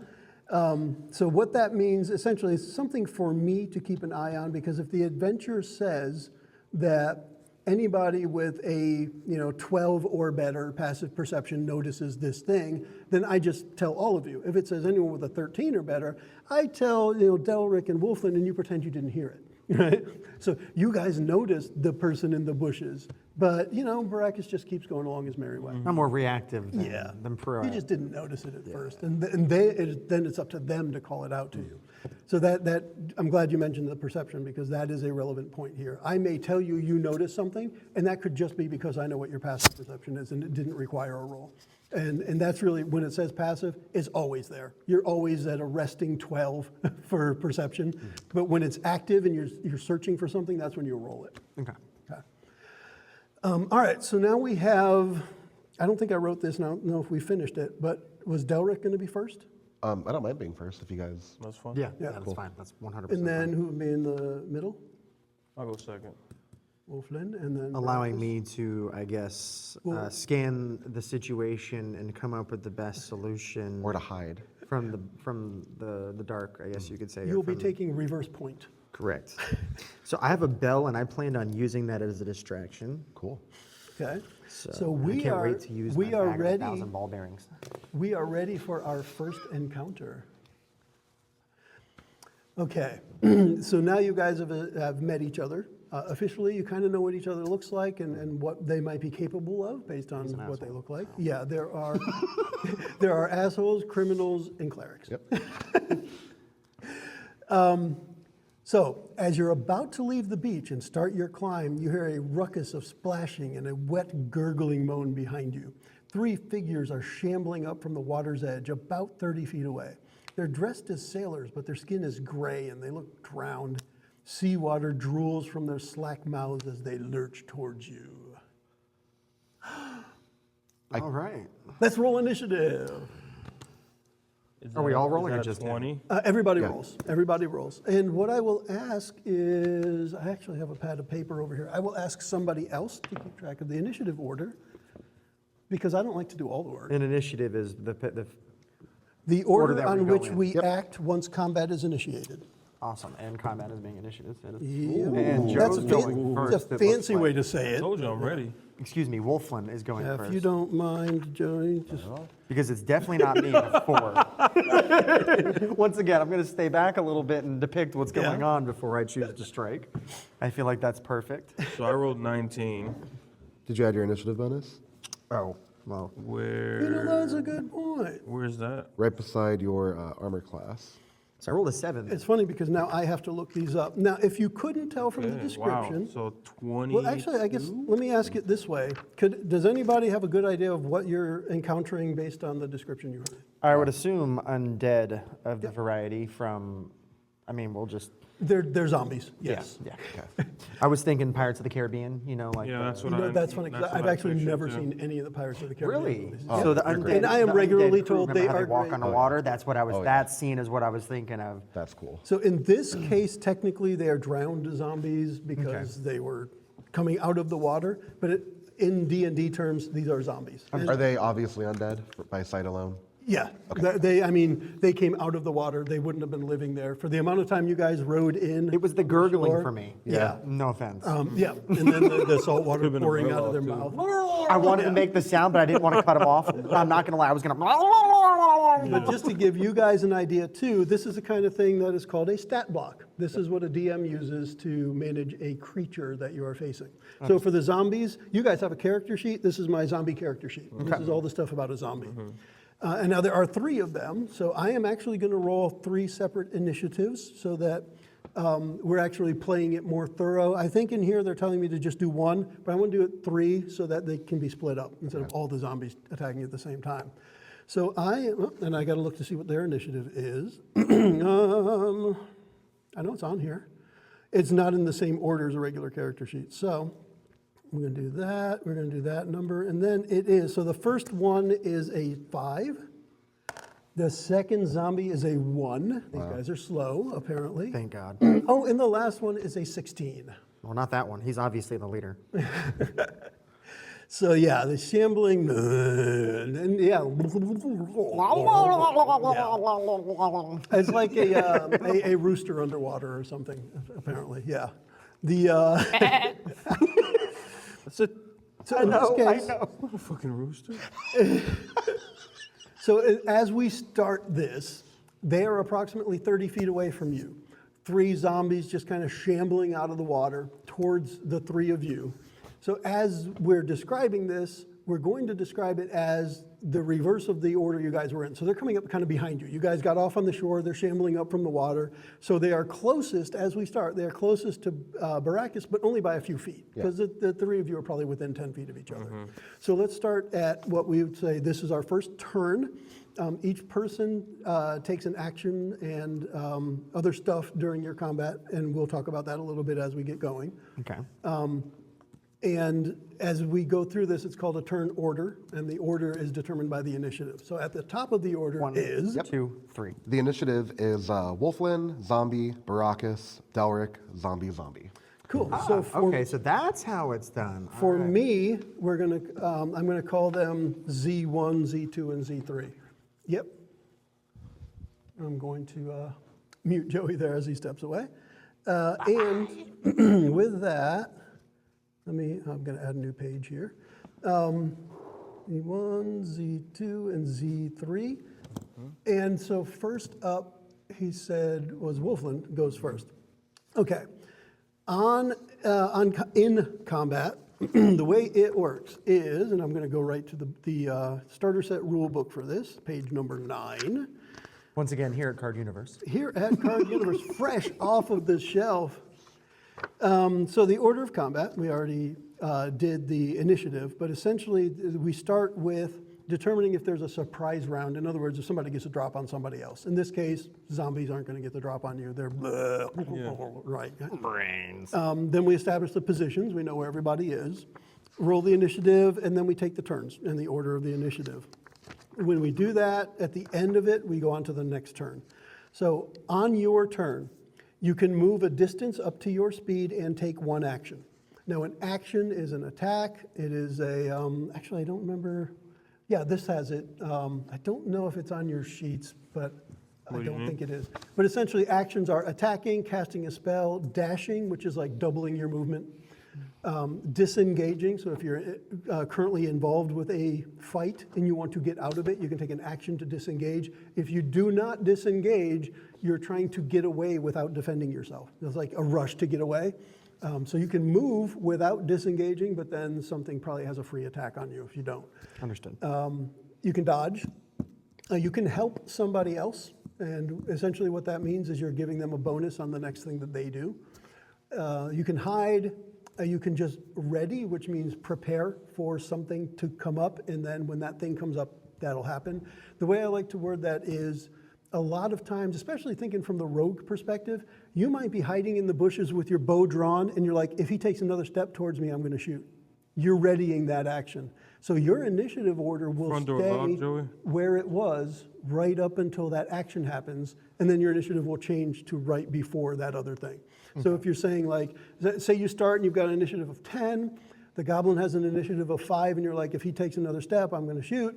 He takes his step on 5, you shoot, your initiative is now 5, 6, 4. You're going to be right in the same area as the goblin now.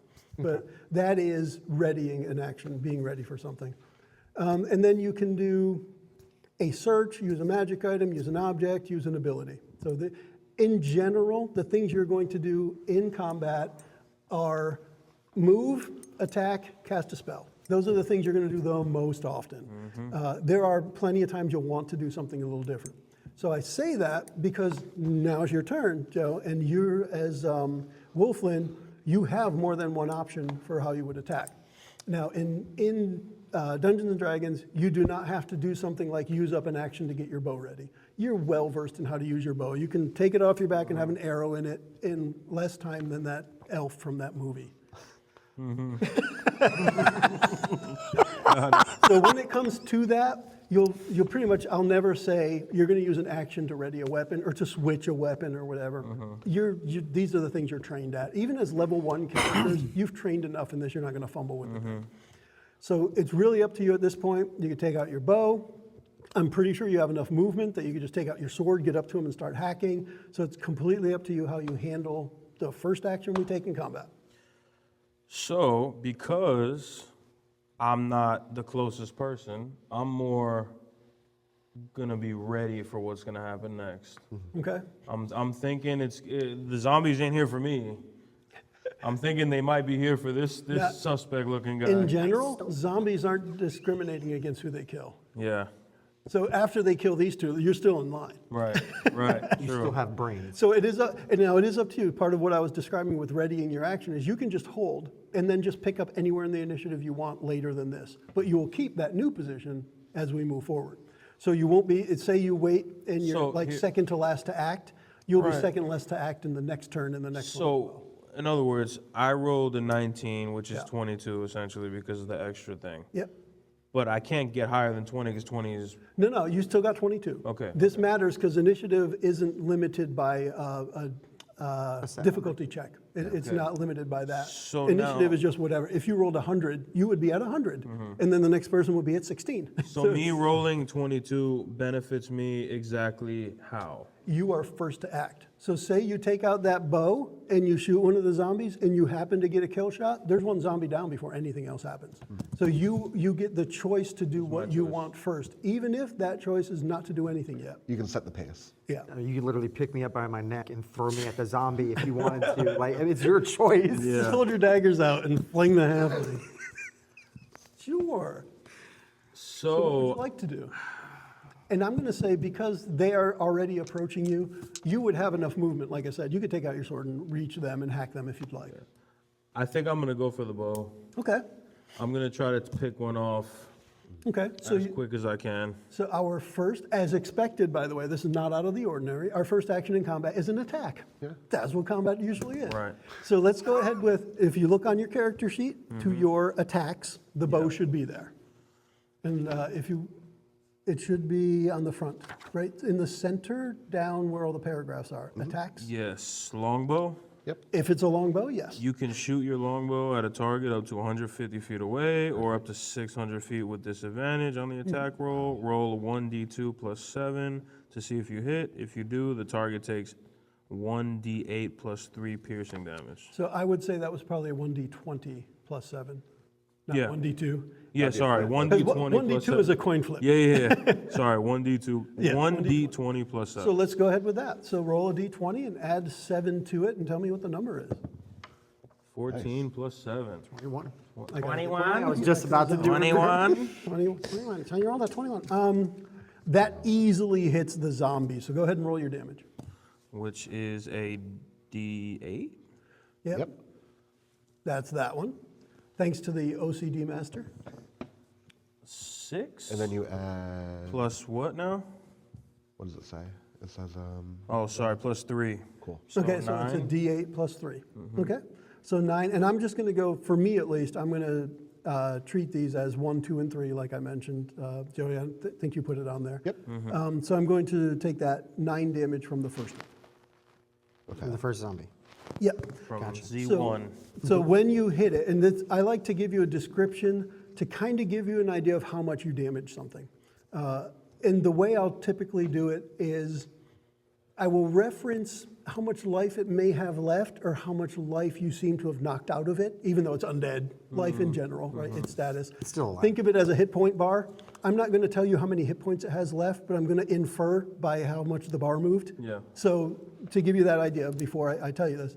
So were you like shooting for any specific spot on the zombie or just trying to hit center of mass? Headshot, bro. I'm not Okay. playing around. It's a I'm zombie. going- I'm going So for the head. We know. the arrow goes right through its mouth, through the back of its head, and its jaw falls off, and it's still just kind of lumbering towards you, but a little bit slower. That definitely hurt. If you had to, I hope. If you had to guess, it has nearly half its life bar left. Okay. All right, what's up one-shot next? wonder. You can also move on your turn, by the way. Yeah, you can do both. So you can stay where you are to continue to shoot ranged, or you can even move farther away. As you know now, you can shoot up to 150 feet. So it's like you can move farther away if you want, or again, you can move closer. I think It's I'm gonna completely up to you. take a step back to get ready for my next shot. All right, cool. Next in the initiative. That would be Z1. All right. So that first zombie. Now here's where I Kinda popped You in the pissed mouth. them off, Yep. damn it. Yeah. Well, now that his jaw's gone, he can't bite. So here, yeah, here's where speed does come into play because we did set the scene with the range. So we said that they were about 30 feet behind you. That's what's going to be my question. Now, if you look at the zombies, they're shambling. They're not very quick. Actually, a halfling could easily outrun a zombie. I mean, come on. The zombie, zombie one, with his jaw just hanging off, he takes a moment to glance at his jaw on the ground, and then he shuffles a little bit faster and just barely reaches to where Baracus is, but doesn't have enough left in him to attack you.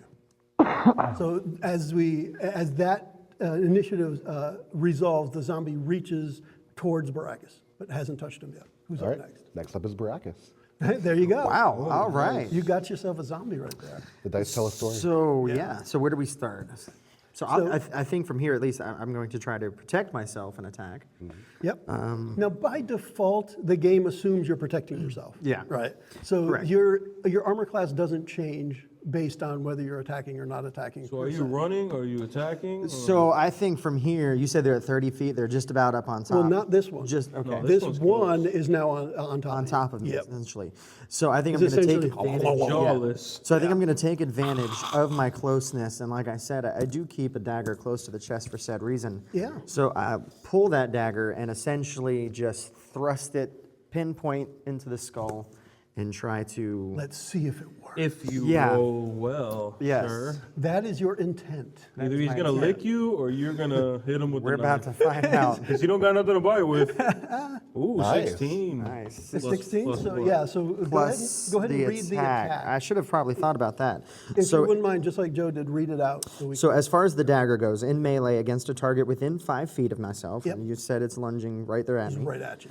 You can attack with your dagger. You can also throw said dagger at a target of up to 20 feet away or 60 feet away at a disadvantage on the attack roll. In either case, roll 1d20 You did. plus 5 to see if you hit. And you rolled a 16, so your So result is a 21. 21. Yeah. 21? Wow. Same thing? 20 minutes. You should go to the casino next. 21 easily To hits see a if you- zombie. These Yep. guys are easy targets. If you do, the target takes 1d4 plus 3 piercing damage. Roll it. Let's give it some caltrop damage there. Right here. So wait, no, it's a different, or no, it is a That's D4. the D4, which is the pyramid, caltrop. yeah. Gotcha. We're going to go with And this. depending on which one you picked, it's either the number at the top or the number at the bottom. 4. The number at the Nice. top. So 4 plus, what was it? 4 plus 3 piercing. Okay, so we've got now. This zombie 7. gotta be dead. No. I His- just popped him in the did. mouth. You did. just stuck Now, him in the head. I do want to tell you, typical zombie canon doesn't necessarily apply to D&D. No real monster canon, because the way monsters work in D&D is they're a bag of hit points, like an online role-playing game. You don't necessarily get a crit shot. So by like hitting Resident Evil, something shoot him in the head, you know. Yeah. Okay. Now, shooting him in the head doesn't hurt. I mean, especially if you say you're shooting him in the head and it's the kill shot, I'm going to describe it as, a zombie head exploding or something. And that's fun. But technically in the game, there's no aiming at anything to begin with. I just like that flavor. So we play it that way. Understood. Now, with that in mind, you actually cut all the way through its neck as it tries to get out of your way, and its head is just kind of hanging at the side, and it's... Jeez, this dude is on his last right. limb, Yep. for real. Yep. And whoever's up next in initiative sees that as well. Then that's me. Okay. So I look at the action that just transpired, and I look at both of you, and I go, seasoned. well, seasoned. Cocky son of a 11 herbs bitch. and spices. So you're right in front of the zombie that's on death's door. Yep. So I'm going to use my movement and run past both of you guys and the zombie, Yep. in between them and the other 2 zombies. Okay. And I'm going to cast Guiding Bolt onto the next full health zombie. Okay. Describe Guiding Bolt for us before you do it. Yeah, so that we Guiding know what Bolt. you're intending. Guiding Bolt shoots a holy ray of golden light at my target, and I need to make what's called a ranged spell attack. And that's my wisdom plus my proficiency bonus. So is that coming from you or from the heavens? I'm channeling my divine power and shooting it Okay. through using myself as a conduit. What's the name of it again? Guiding Bolt. Okay, got it. Now, is gonna that the guide one that them right gives down to somebody hell. advantage or something? Yes. If I manage to hit the zombie, not only does it deal damage, but whoever hits him next, before my next turn, will get advantage to hit. Nice. Because now it's glimmering light, Yeah. kind of showing you where to hit. Okay. Understood. He lased the target for you. Wow. Yeah. So I'm going to So shoot. now we see if it hits. Yeah, I'm going to attempt to shoot at the next healthy zombie. Okay. And a spell attack typically targets the armor class of the target, just like a regular attack does. And this uses one of my 2 spells that I get. I'm going to target zombie 2. Zombie 2. All right. What do we got? 9 plus a 5 is 14. 14 hits. I mean, these zombies are slow and cumbersome. Awesome. So you yeah, guys- 14 definitely hits. You guys zombies. see me swirl my fingers around into like a little bit of a spiral. Ooh, as like the holy symbol? Yeah. Hey. So as the light coalesces around my finger, I shoot it straight at the zombie, and it does. By the way, you are free to describe your dagger attacks and your bow attacks just like that, however you want to describe it, because the reality is the number's still going to be the number. But 17 how you damage. describe it. How much? 17. 17? Yeah. Oh, good gosh. All right, so So this bitch is glowing. The Wait, which zombie- one? Did you hit zombie 1? 2. Two. Zombie 2. Okay, good. We got to slow them down. So the bolt is so powerful, it just like rips the whole chest open of the zombie. Its nasty guts start falling out, and it like takes a moment to realize what happened, and barely is able to lift a foot to continue moving forward. So now you Barely. illuminated his heart so I could Yeah. pop his ass. Hell yeah! Any movement or anything? You yes, did. You in moved up to between. him. Yes, you got it. Who's next in initiative? That'll be zombie 2 and then zombie 3. Oh, and zombie 2 is the one that you got close to. Right? Just Now, get how- popped? He's a little holy right now. How far away from him were you when you stopped? 10 feet. I'll move 10 feet Yeah. so that Okay. they'll need to move the remaining. Okay, so he can barely reach you, and he's like all glowy, and he wants to go to where the glow came from. Zombie's like a moth to the flame, to the guiding bolt. So the zombie lumbers his way towards you, and I actually get to roll to attack here. Did you ever play So- Plants vs. Zombies? Yeah. The one where it's first-person shooter? No. There's the disco zombie. You know, Disco. kind of like he's shining, you know. It could you know, be. We've got ourselves a disco zombie This now, is bro. nice. Next turn, dance. So one of the things that I will describe is pretty much the way that they say a monster attacks. And the zombie's only attack, its only action is called a slam, which is essentially in some way or another the zombie's going to hit you with its body. The bites don't matter. Again, it's not zombie canon. You're not going to be zombie infected. It's just a reanimated corpse that doesn't care whether you live or die. So I'm going to roll to attack with the zombie, and the zombie has a 15 to hit. What? 15 to hit you. Oh, sorry. I thought you meant he gets a plus 15. No. I rolled a 12. It has a +3, which I normally wouldn't tell you. But yeah. I bring up my shield and block it. Cool. So your armor class is higher than 15. 18. Cool. And that is, by the way, one of the things I like. If something doesn't hit you, I like to hear how you avoided the hit, because it's your armor class, not mine. If he's just trying to, swing an arm club at the cleric, and the cleric raises a shield, that's how it got blocked. That works So for if me. since my armor class is 14, That would have hit. You would have gotten hit. you would have hit me. Yep. Not dead. And then I would describe how it hit you Okay. at that point. But if you don't get hit, I like to hear you describe how you didn't get hit. All right, so that's Zombie 2's turn. He didn't have to move, and he's got a target right in front of him, so we're good there. Who's up next in initiative? Zombie 3. Zombie 3. Oh, well, fantastic. There's no reason for him not to go after you. You are still the closest. He will have to make the movement. He's fresh. I mean, as fresh as a zombie gets, right? He still You moved has yourself closer. He still has all of his parts. And yeah, he shambles towards you as well. That I believe is going to hit based on what you told me. A 19. That is indeed a hit. All right, zombie slams. In this case, the zombie's just kind of running right up towards you and lunging its body at you. And that is going to be a 6 points of damage, All right. which is substantial at level 1, by It the really way. is. That's one thing I do want to check as we're starting to see what happens here. How many hit points do you guys have? I'm down to 5. Down to 5. Yes. Okay. So Where can I find the hit points? Right. yeah, you have a 12. current maximum of 12. I have 9. 9. I'm half the man. So just to kind of give you the idea that you can get hurt. I have to go check the back door, make sure Yeah, that go it's for it. closed Go or for locked. it. Yep. 3. I keep hearing noises. I just want to make sure they're not. Yep. Check both So- doors. You heard? Yeah. All right. So with that, like I said, it gives you an idea of how deadly it can be at lower levels, but it really, when I say deadly, it just means you could take enough hit points to knock you out. Because it is really hard to die. Once you're knocked down, then you have to fail a death saving throw 3 times. And that means 3 turns go on with nobody helping you. Almost always somebody's going to step in and help, etc. Now, if it's a cleric that goes down, it might be a little difficult. A little scary. However, yeah, it all meshes. Okay.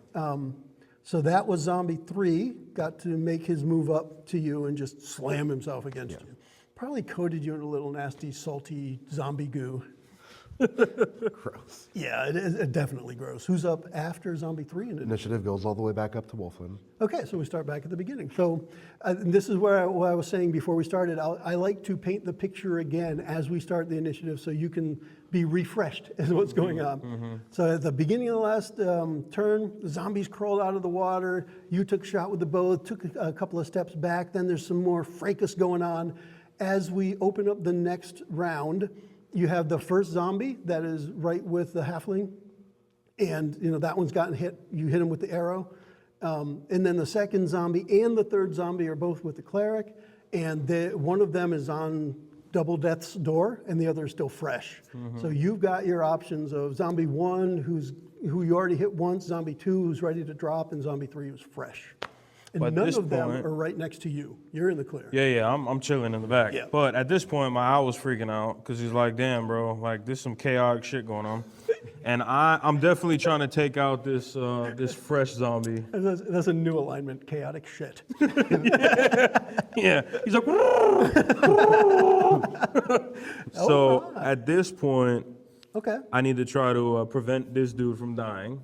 It would be nice to help protect him. So I'm trying. When you think about it from call it metagame or strategic, I mean, your character may be strategic as well, but the idea that, what I'm going to say here is you might think of, if you knock out Zombie 2 before his initiative turn, then he doesn't get to act, and somebody else can still try and attack Zombie 3, or you go after Zombie 3 to keep weakening all of them evenly so everybody gets Yeah. I mean, there's different ways to look at it. The way that I'm looking at it is Zombie 1 and 2 are damaged, bad. Yes.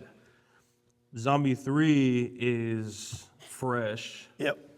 And at least if I can injure him, he's next, so he might be able to take him out. Yeah, there you go. So I'm going to injure him, and hopefully he finishes the job, or at least slows him down enough to where he can finish the job. All right. So I'm going to go for a headshot again. Go for with another arrow, yeah. I was muted, right? Yep. Good. I went to the restroom. That would have been bad. All right. Now we know what we did Wrong here. podcast. So I'm going D20 and then D8. Well, you start to see if you hit. Yeah, your attack is the D20. Yeah. Okay, good. And then if you hit, then you roll the D8.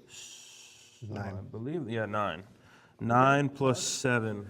That hits. That's 16. Plus definitely 7. hits. Yeah. Yeah. That's great. And now I'm going to roll for For the damage. How much does that arrow do when it hits the zombie? 2 plus 3. So 5. Okay.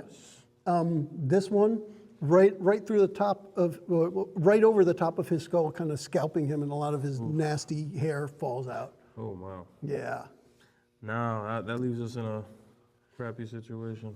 Well, not necessarily. I mean, you did a decent amount of damage. At level 1, I mean, the most damage you could do is what, 12? A commoner has only 4 hit points. Yeah. So you can do a decent amount of damage. Which zombie did you as just long as you attack? hit. The 3. fresh The one. one that just hit my boy. So to be clear, you're still standing next to me. No, I backed you've up moved. because I knew Yeah. I was about to Backed start So having let me, problem. I'll go through the scene again quick because you, apologies. no problem, because you had to step away. I'm going to step away a second. Go for I think it. what happened is somebody was pulling away. Somebody came and shook our door that was locked.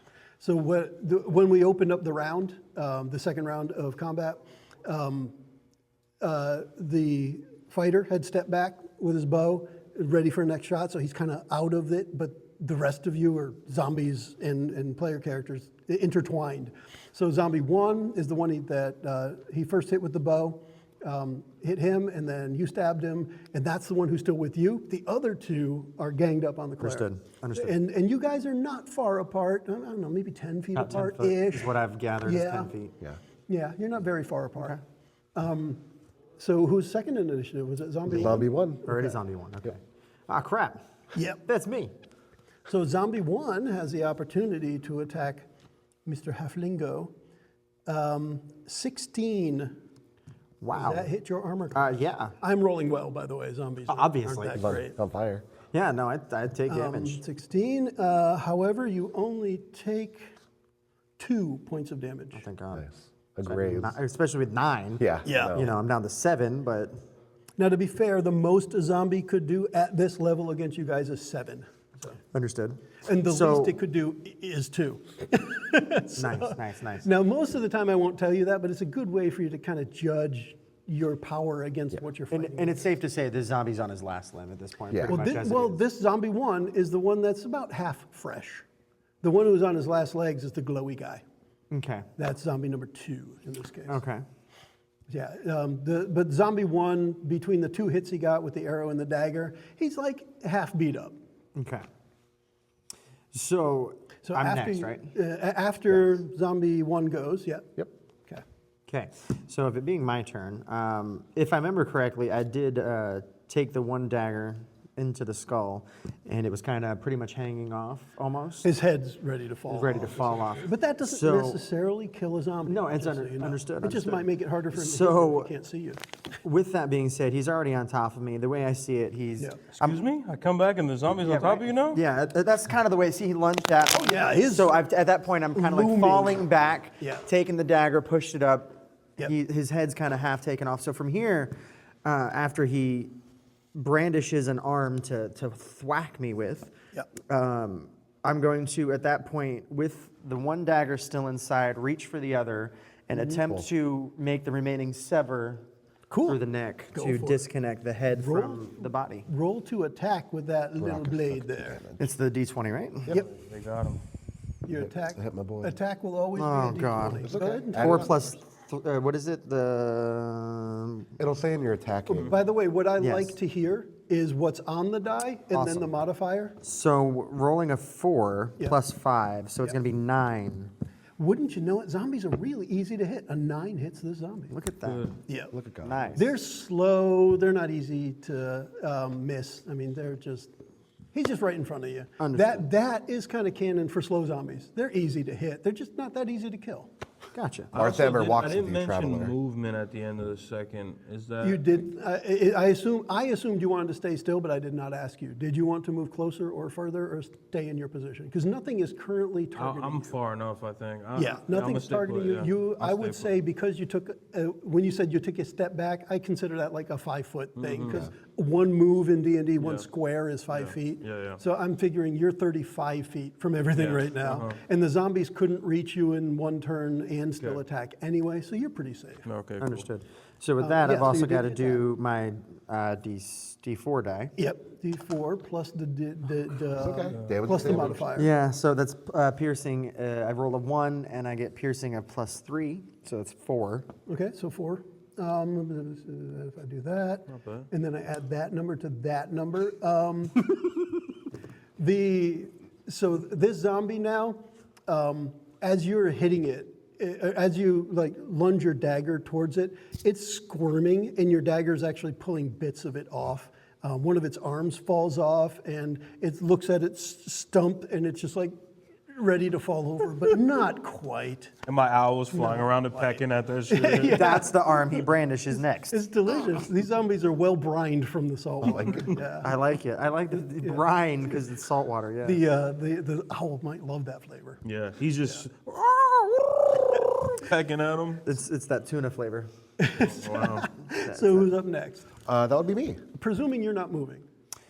At 'Cause you could try to that get point, away. yeah. If at that point, if he's still, then I'm gonna go ahead and I say we'll take a roll backwards. Okay. To Now, one of the things I will say, in the game, and this is just an official thing, so we're going to play it officially. I wouldn't do this separately, but the way it's written, since you've already taken an action, you can't take another action to officially disengage, which means if you move away, it could have a free attack at you. Gotcha. And you would know this as the character, even if Devin doesn't know it. You know the zombie's ready to hit you again, and if you try to just move away from it, it Understand, gets you could. a free attack. But there is an action called disengage, where you disengage without provoking an attack. But that is an action as is an That takes attack, its own and you can only action. do Do one one. action in Gotcha. your turn. For now, later in the game, as your character levels up, many characters get multiple actions. Gotcha. Action economy is tough right now. So with Yeah. all the missing limbs he has, we're about the same person. So we're just going to be on the ground scrappling right now Okay. until we get this figured out. Okay. And who's up after that? That's me. Go for it. So I'm damaged. I'm hurt by the zombie. So I'm Yeah. going to take my mace and I'm going to swing upward to try to strike it where the golden light is emanating from Zombie 2's chest. Okay. So I have advantage on this roll, so I get to take the greater number. Well, I'm going to say yes, but technically it was until your next turn. It's the end of my next turn. End of your next turn. Thank you. You got So it. thankfully I do get Roll one. double 18. All right. That's awesome. That's a hit. You definitely hit. And I was saying when Devin was rolling, one of the things I like to hear, again, the audio podcast bit, I rolled a 13 plus 5 is 18. Whenever we do that, I think it helps because then somebody knows what was on the die, not just the Sure. number. Okay. Yeah. So on both It's a of good the, thing. you're right. On both of the advantage dice, I rolled 2 18s. Yep. And I get to add 4 to that because of my bonuses. So altogether, that's a 22. Sounds like a 22, which is just close. You just missed. I'm kidding. No. Yeah. All right. So no matter, I'm going to say because of all of the prep work. Zombie Jesus over here dodging a 22. He's just going to keep coming back. Oh, the light came from inside him. That's you Because- exposed this light. Because of all the prep work that got us here between the hits and the guiding bolt and everything that is set up to this moment, your hit is going to finish the zombie off. What does it look like when you finish him off? Great. So my mace swings upward and hits this zombie who's missing his torso so hard that it breaks the top of the torso. And the top half of him just falls back behind him. Nice. So not a decapitation, more of like a, The chestitation. yeah, like a vivisection. His This- lower has been separated from his upper. So that falls over, but maybe comically or creepily enough, the feet stay upright. They just start Stuck in walking. the Go with comically. Stuck in the sand. Yeah, so this one is over that last zombie. He's done. So yeah, Zombie 2 is now officially out of the running for killing a character. Was he really running in the first place? No. More of a Out of the shambling. Stumble? more of a lazy shamble. A drunken stupor. if you Yes. They've been drunken lots of seawater. Who's up after? Actually, are you doing anything other than the attack? No, I'm staying right there. Cool. That is Zombie 3. Zombie 3, and he's with you. All right, let's see if I roll well this time. No, it's not going to hit. 8 does not hit you. Perfect. I got to look at the numbers anyway. So yeah, he thought he got cocky after the first hit, right? And he's like, I got this. Completely missed, like way outside, just a bit outside. Who's up after Zombie 3? All the 'Cause way he's back not up to going Wolfland. anywhere. Say again, sorry. Back to Wolfland. Back to the top of the order, Wolfram. So at this point, I think I'm going to switch the strategy up. I'm going for the leg this time. All right, so I'm going to try to cripple the, actually, Z1 is hurt. Yeah. And he's on that- top of me at this point. You know, at this point, yeah, I need to go for Z1. Okay, and yeah, just to quickly set that scene again, you've got your halfling rogue is tussling with a zombie who they're trading blows at this point. 2 blades just. The cleric lit one up, took a hit, and then beat the living crap out of the other one. So the third one with the dwarven cleric is still, he's up on his feet, even though he's taking a shot. But that first one, it's very unlikely he's going to survive another arrow. At this point, I'm going to try and nail Z1 to help my boy out with the he's double fisting this dude. Yes. And at the same time, he ain't finishing him off. I'm like, all right, bro. You come back in, the zombie's on top of him, and he's double fisting him. Nice. So it's time. No diddy. All right, so Finish the zombie. By the way, my opening for my podcast is the following podcast may be explicit. yeah. Just so you thank know. you. May contain He's innuendo. double fisting the hell out of this dude. All right, here we go. 1d20 plus 7. 10 plus 7. 17 will definitely hit zombie 1. Now we'll And go as I was for- saying, and this is where I kind of like what I did with Joey was, I know no matter what you do, you're going to finish this zombie off. tell me what that looks like. I mean, you can do it like from start to finish. You notch the arrow and you sight it down. I think what I'm gonna do is I'm gonna aim right for this zombie's head. Yeah. At the same time, he has one knife up like this, ready to headshot this dude. Yep. And my owl guides the arrow, perches on the arrow, flies, and then hits the zombie, goes right through his head, and he falls on his knife. Nice. Cool. And ends it that way. So you're like this, and you're getting zombie drool in your mouth after you double fisted I'm him. just double fisting away. Taste like success. So, I'm gonna roll 1d8. You actually don't have to. Don't have to. Yep. Oh, he's done. Yeah. When Okay. I'm telling you you're getting a kill shot, I don't need Okay. the damage. Yeah, so literally my owl Leads helped the shot. drive Yeah. that arrow into the zombie, Yep. Cool. and then he fell right on your dagger. And Yep. he's dead. And then as the final moment for the zombie, when it falls on your dagger and its momentum stops, the arrow with its brain pops out of the back of its head and lands on the beach And my owl eats it. with a nice wet thud. Nom, nom, nom, nom, nom. Hell yeah. And who's up next?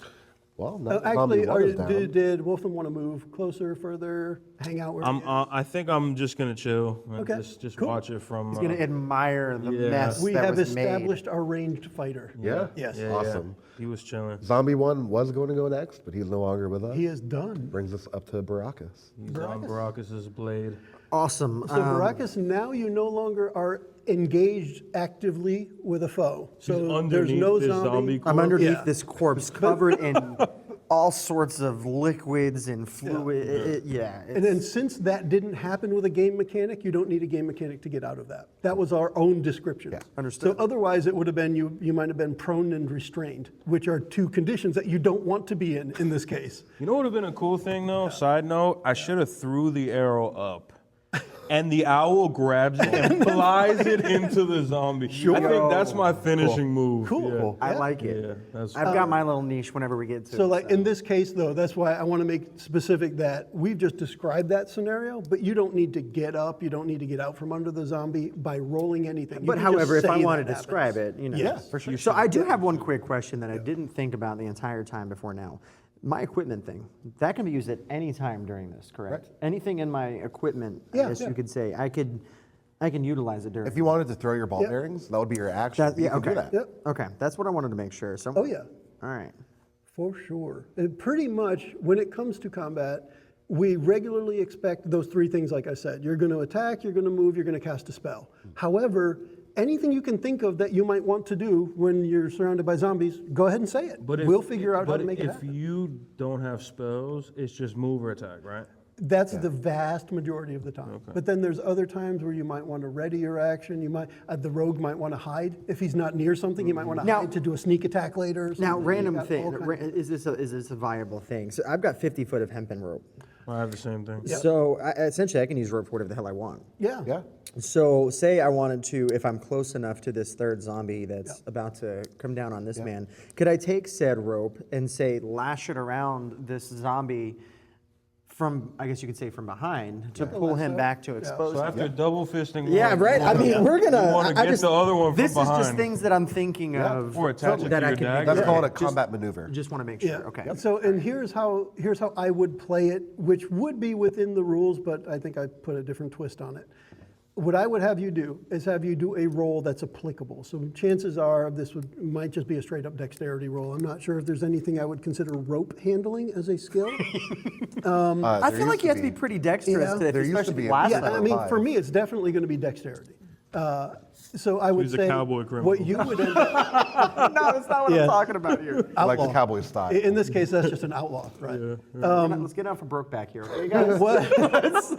But what we would be doing is, within the game structure, you have an action. And your action would be to try and lasso the zombie. That's- And I would give you, without telling you what the DC is, just like I'm not telling you what the armor class is of the zombie, I would say, go ahead and do it. I'm assigning a number to it in my head, and you're going to make a dexterity roll. And a D20 plus your dexterity modifier. And if you get the predetermined number, the DC, then you will have done what you said. Now, game mechanic wise, the way I would say you play that next, because I know I'm the DM, is what you were already saying, you're doing that to help him. Yeah. So you're essentially doing that to give him advantage on his next attack. Correct. And that's the way I would try and word it to tell me that he's going to get 2 dice on his next attack. Because if you don't say that, I might not interpret it right. I might just say, hey, that's really cool. Understand. So yeah, so you have your 2 options. Well, you have a lot more. But out of what we have in front of us now, you can just do an attack. Run up to it, stab it with your dagger. Actually, you could take your bow out and shoot it if you want. You've got a short bow. Or you could grab your rope and quickly try and swing it around the zombie and hold it so that he gets an advantage on it. And this is the one that's got the chest wide open. No, this is the one that's still fresh. Yeah, He's still kind of fresh. Taken 5 points of damage. I honestly Took can't a couple remember where it was from. hairs off his head. Yes, Right. it was from the shot. Yeah. Yeah, he shot him in the head, scalped him, Gotcha. essentially. Yeah, So what I it feel has like I want to some- do here is essentially find a way to pull out my rope, approach, this zombie here, kind of swing it around to where it goes around, get both ends of the rope and pull him back to where it gives him a wide open, I guess you could say, advantage roll to try to take care of this zombie with one good.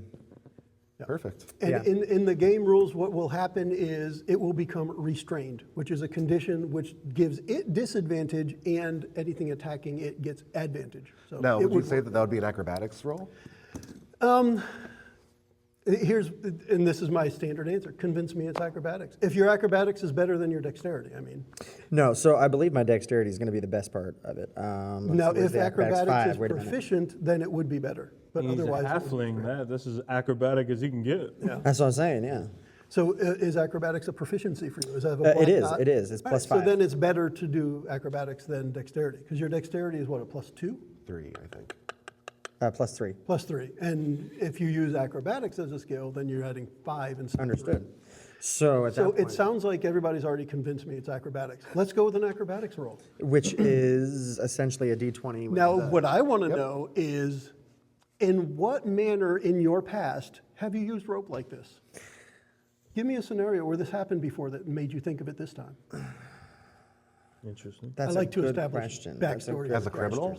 So yeah, I mean, we like to essentially use rope to tie down, secure, restrain Okay. people that, either we are taking things from, whether it be information, items, or So Lives? let's restrain Zombie 3 then. Let's give me an acrobatics roll. so that's a D20, correct? It is, yeah.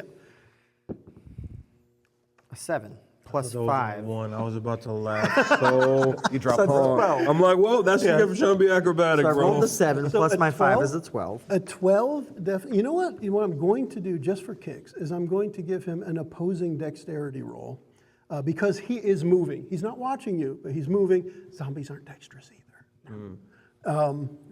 Now, you said you had 12? Okay. So the rope makes it around the zombie. You easily grab the other side of it the way you had described, and you're able to pull. Now, maybe you weren't anticipating the zombies that strong, but you got them for right now. Hopefully that next attack happens quick. Who's up next? That would be me. Go for it. I go, thanks, youngster. And now with my advantage. I Yes, now swing you my have mace. advantage on whatever attack you do.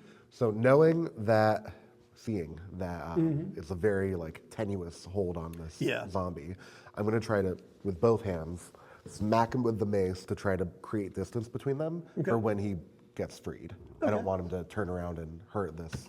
Yeah. Thanks, man. That sounds reasonable. So an attack with advantage. I'm watching both with- you with little your mace? people. With my mace. This dude's just over here like,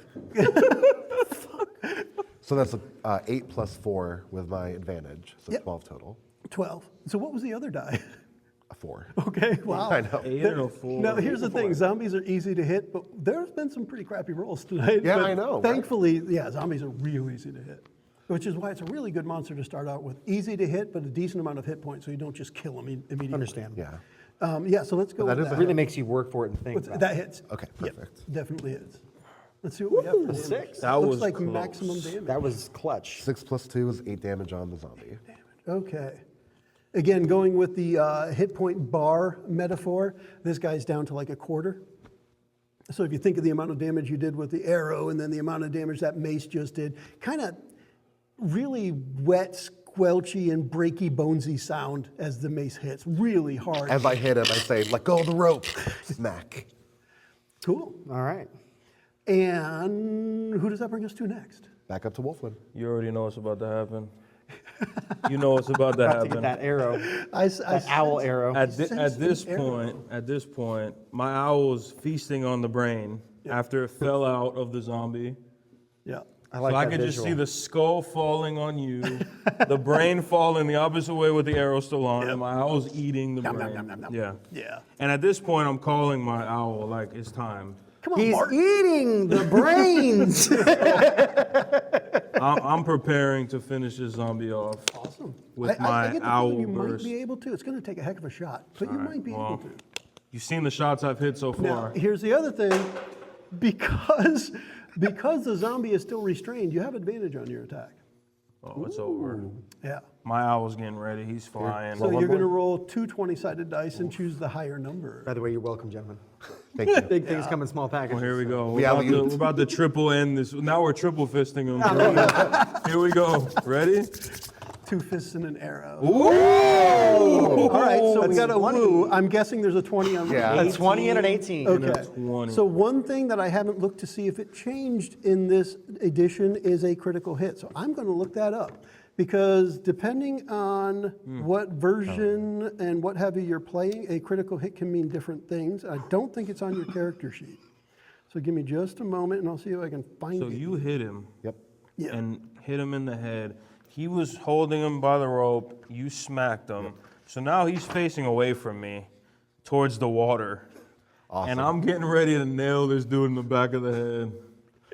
He gets to see the ocean one last Now time. we're on, and now we're on back shots. Anyways, Back shots by the ocean, bro. Nice. This is a love story.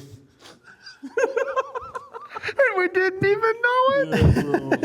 It's a zombie love story. Love Never Dies is what it's called. This week on Card Universe, Love and the Undead.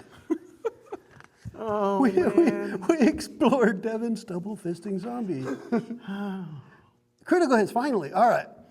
You get to roll extra dice for the attack's damage against the target. Roll all of the damage dice twice and add them together, then add any relevant modifiers as normal. So for example, your damage die is a D8, right? Mm-hmm.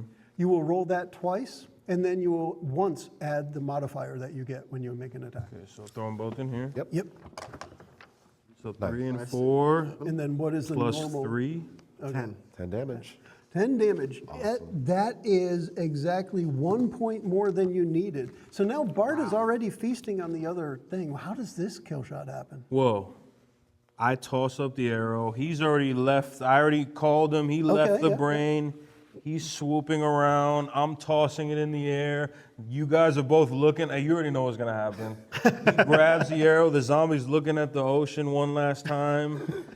And Bart setting. Bart drives this arrow right through the back of his head, and he falls flat in the water. The rope easily comes out of your grasp, and the zombie falls face first down onto the edge of the beach. Face down. Face first. And that brings us to the end of this encounter with the zombies. Nice. Very cool. And I need a shower. And yeah, You gotta clean your rope off. Or rinse into the ocean yeah, here. you guys can at least rinse off, just maybe not where the dead zombie is, the double dead zombie. And what that's actually going to do for us too is that's going to end our session for tonight because of Right when time. it's getting juicy. Yeah, definitely juicy, sticky, icky, yucky. What I'd like to do is, and this is what I like to do at the end of every session, talk about how it went. So first off, for the guys who'd never played before, what do you think for your introduction? I thoroughly enjoyed it, honestly. I think having Joey here, especially you, I mean, obviously you're priceless here in this situation, but having Joey here That's just because you won't pay. Yeah, I know, right? But having Joey here and hearing how he plays and describes the game, it helps.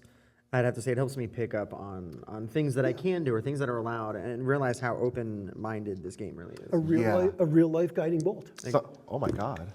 Wow. You gave him advantage on his next character description. Oh my Yeah, god. I didn't realize where to put the detail and where not to, and blah blah blah. So I think that kind of guided the story a little Like bit them better. bolts and arrows. Yeah, it was more That was about awesome. like, and I think I found my shtick Yeah. Yep. That with owl. my owl attack. I think that's pretty cool. a good start. Yeah. Yeah, that's pretty Something dope. that people who have never played D&D before have a problem like grasping is that you really can try to do anything. Yes. When you're playing a video game, it's really easy to get into the mode of I explore, I attack, and I talk. Yeah, I was just about to hit the X button and just try to shoot him as many times as I Yeah. could. And that, to be fair, that's how the game plays unless the people are adding the flavor. flair. Right. Yeah, then I started looking at it more like a movie scene. Yes. And then I was like, okay, well, now where is the zombie heading after you're pulling him with the rope? You smacked him, he's looking at the ocean, Yeah. and I'm finishing it off. And now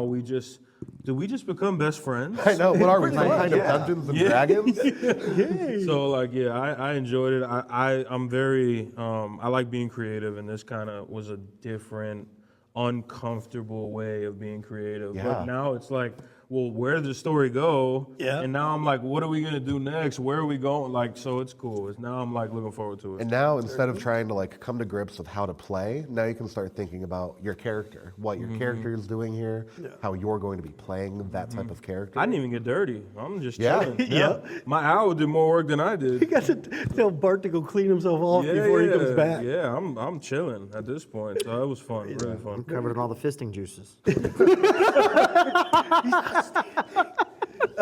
So things that we'll have to think about for next time, of course, is what does happen next. But also, people got injured. How do we resolve that? And we'll get there. One of the game mechanics is just resting to naturally heal up. And because I think the adventure starts with a way that you can rest, I'm sure we can do that. And we can also maybe look at curing wounds from the cleric side. But do we we'll pick look at up things like right that. from the beach? We will. Yeah. We will. And I'll give you a teaser of that after we do finish the little recap I like to do. Joey, any thoughts you want to add into? Yeah, I thought this was great. I thought having the pre-built characters made it really painless to get in. to get started. That was definitely a big thing, yeah. Man, I've played so many adventures where the first 4 hours are building a character. You have to roll the stats, choose what you're proficient in. Yeah. That could be a hard barrier of entry for a lot of people. And that's exactly why I haven't really entered that category, because to me, that seems like an overwhelming task. And you need somebody to teach you. Yeah, And that's exactly. hard. It's And really honestly, to the time today to do that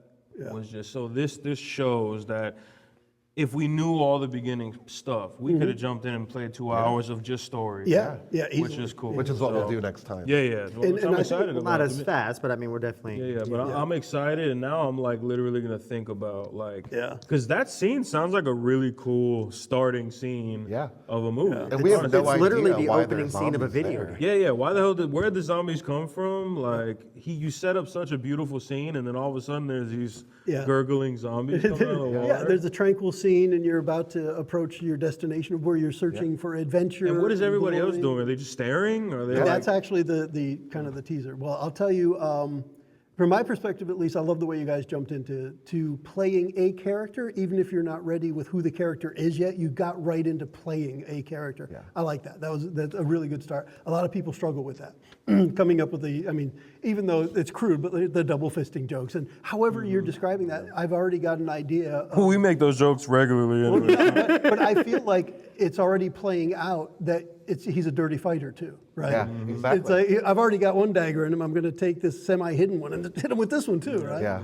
And then I feel like you've established yourself as the ranged fighter. So now we know when you're in a situation where there's somebody over there, chances are we're going to the longbow first to handle that. Right. So kind of setting that up. And we know for sure now that the cleric is very good at utility and hitting things hard. So setting up the attack with the guiding bolt, running right into combat. I think we've got a really good start of knowing where these characters are going, and then we develop the personalities as we go too. And that's okay too, is to figure out your own character along the way. Yeah, because how the scenario plays out may completely shape how your character. By the end of the adventure, you might not be a criminal anymore. Now, realistically, I doubt it, but realistically, if you sat down, I guess it's hard to say this, but just, I guess, trying to figure out how many sessions of 2 hours would it take to finish something like this, knowing that this is a smaller one? not knowing everything that's in it. The way I would describe it is from what I know of the earlier starter sets. we say video game a lot. It does play similar to a video game. You're going to have a main storyline, but there are side quests that you'll probably get involved in. And you could drag it out longer. Oh gosh, yeah. Yeah, he could have his the whole own. point. We Yeah. could have got, just as an example, we could have gotten through that combat by just mashing X. Got it. You rolled, you hit, it took 5 points of damage. Next. Like, because that's all the game requires. Yeah. So it really depends. Because I don't know what a bad DM is. Yeah. I'm It could starting be with me. a season. But that's where I think our freshness helps. But we're Yeah, starting totally. with a seasoned Yeah. DM. You've been doing this for a long time, so Long enough, yeah. you know that. Like honestly, Yeah. you know, I assume you're a really good DM because you've been doing it long enough. So. Well, if you're enjoying yourself, then I am. Yeah, no, That's really. yeah. I think thoroughly, I That's the only had way to- to measure exactly. the players. Well, what do you think? Because Yeah. you're a seasoned player. it Honestly, seems I think like. this was the perfect onboarding process for people that have never played but Like always it's wanted onboarding. to. Yes. I think you did a really good job getting right into the action, helping them who have never like role played like this before. Start off with kind of basic facts about their character, Yeah. and then they can kind of settle in. And that was great. I think that was a really good introduction. But I also think it's important to play with a seasoned DM and then also a player that's played before. Yeah. Yeah. Because if 3 people didn't play, he would have had to play both roles. Yeah, Yeah. And that happens where you have Yeah. a DM Yeah. who has a character that will play with you, and sometimes that takes some of the wind out of your sails. This as is a this was party. this was definitely the perfect mix. to By far the start. perfect setting. Good. So, yeah, so with that, I'll give us a little teaser of what we're going to start with next. Because there is a little bit of that flavor text and narrative that I get to read to you guys. I'll read it now, but I'll also read when we start up the next session, after we do a recap. Kind of a refresh. So you finish the battle, and you're starting your climb up towards Dragon's Rest. And your arrival quickly draws the attention of the entire population of the place, which consists mostly of kobolds, which are small dragon-like creatures. These small reptilian folk eye you curiously while a couple of humans watch from a distance. All of the cloister's residents are dressed in simple clothes, and no one carries a visible weapon. One of the kobolds pipes up with, "What's your name?" At that, all the kobolds begin barraging you with questions. Where are you from? What's that? Why are you here? And more of that are lost in the din. That's where we'll pick up next time. Oh, I You know that. immediately Mine, drew- mine, mine, mine, Yes. mine, mine, mine. You immediately drew the attention of the inhabitants of said area. Nice. All right. Next time on Dragon Ball Z. Yep. So yeah, for that then I'll do what I normally do. I'll wrap this up and we can all say bye. Peace. See you. Good shit. Thank you. Awesome. The preceding podcast was brought to you by One Joe Young. You can find us online at adventuresfromtheshed.com.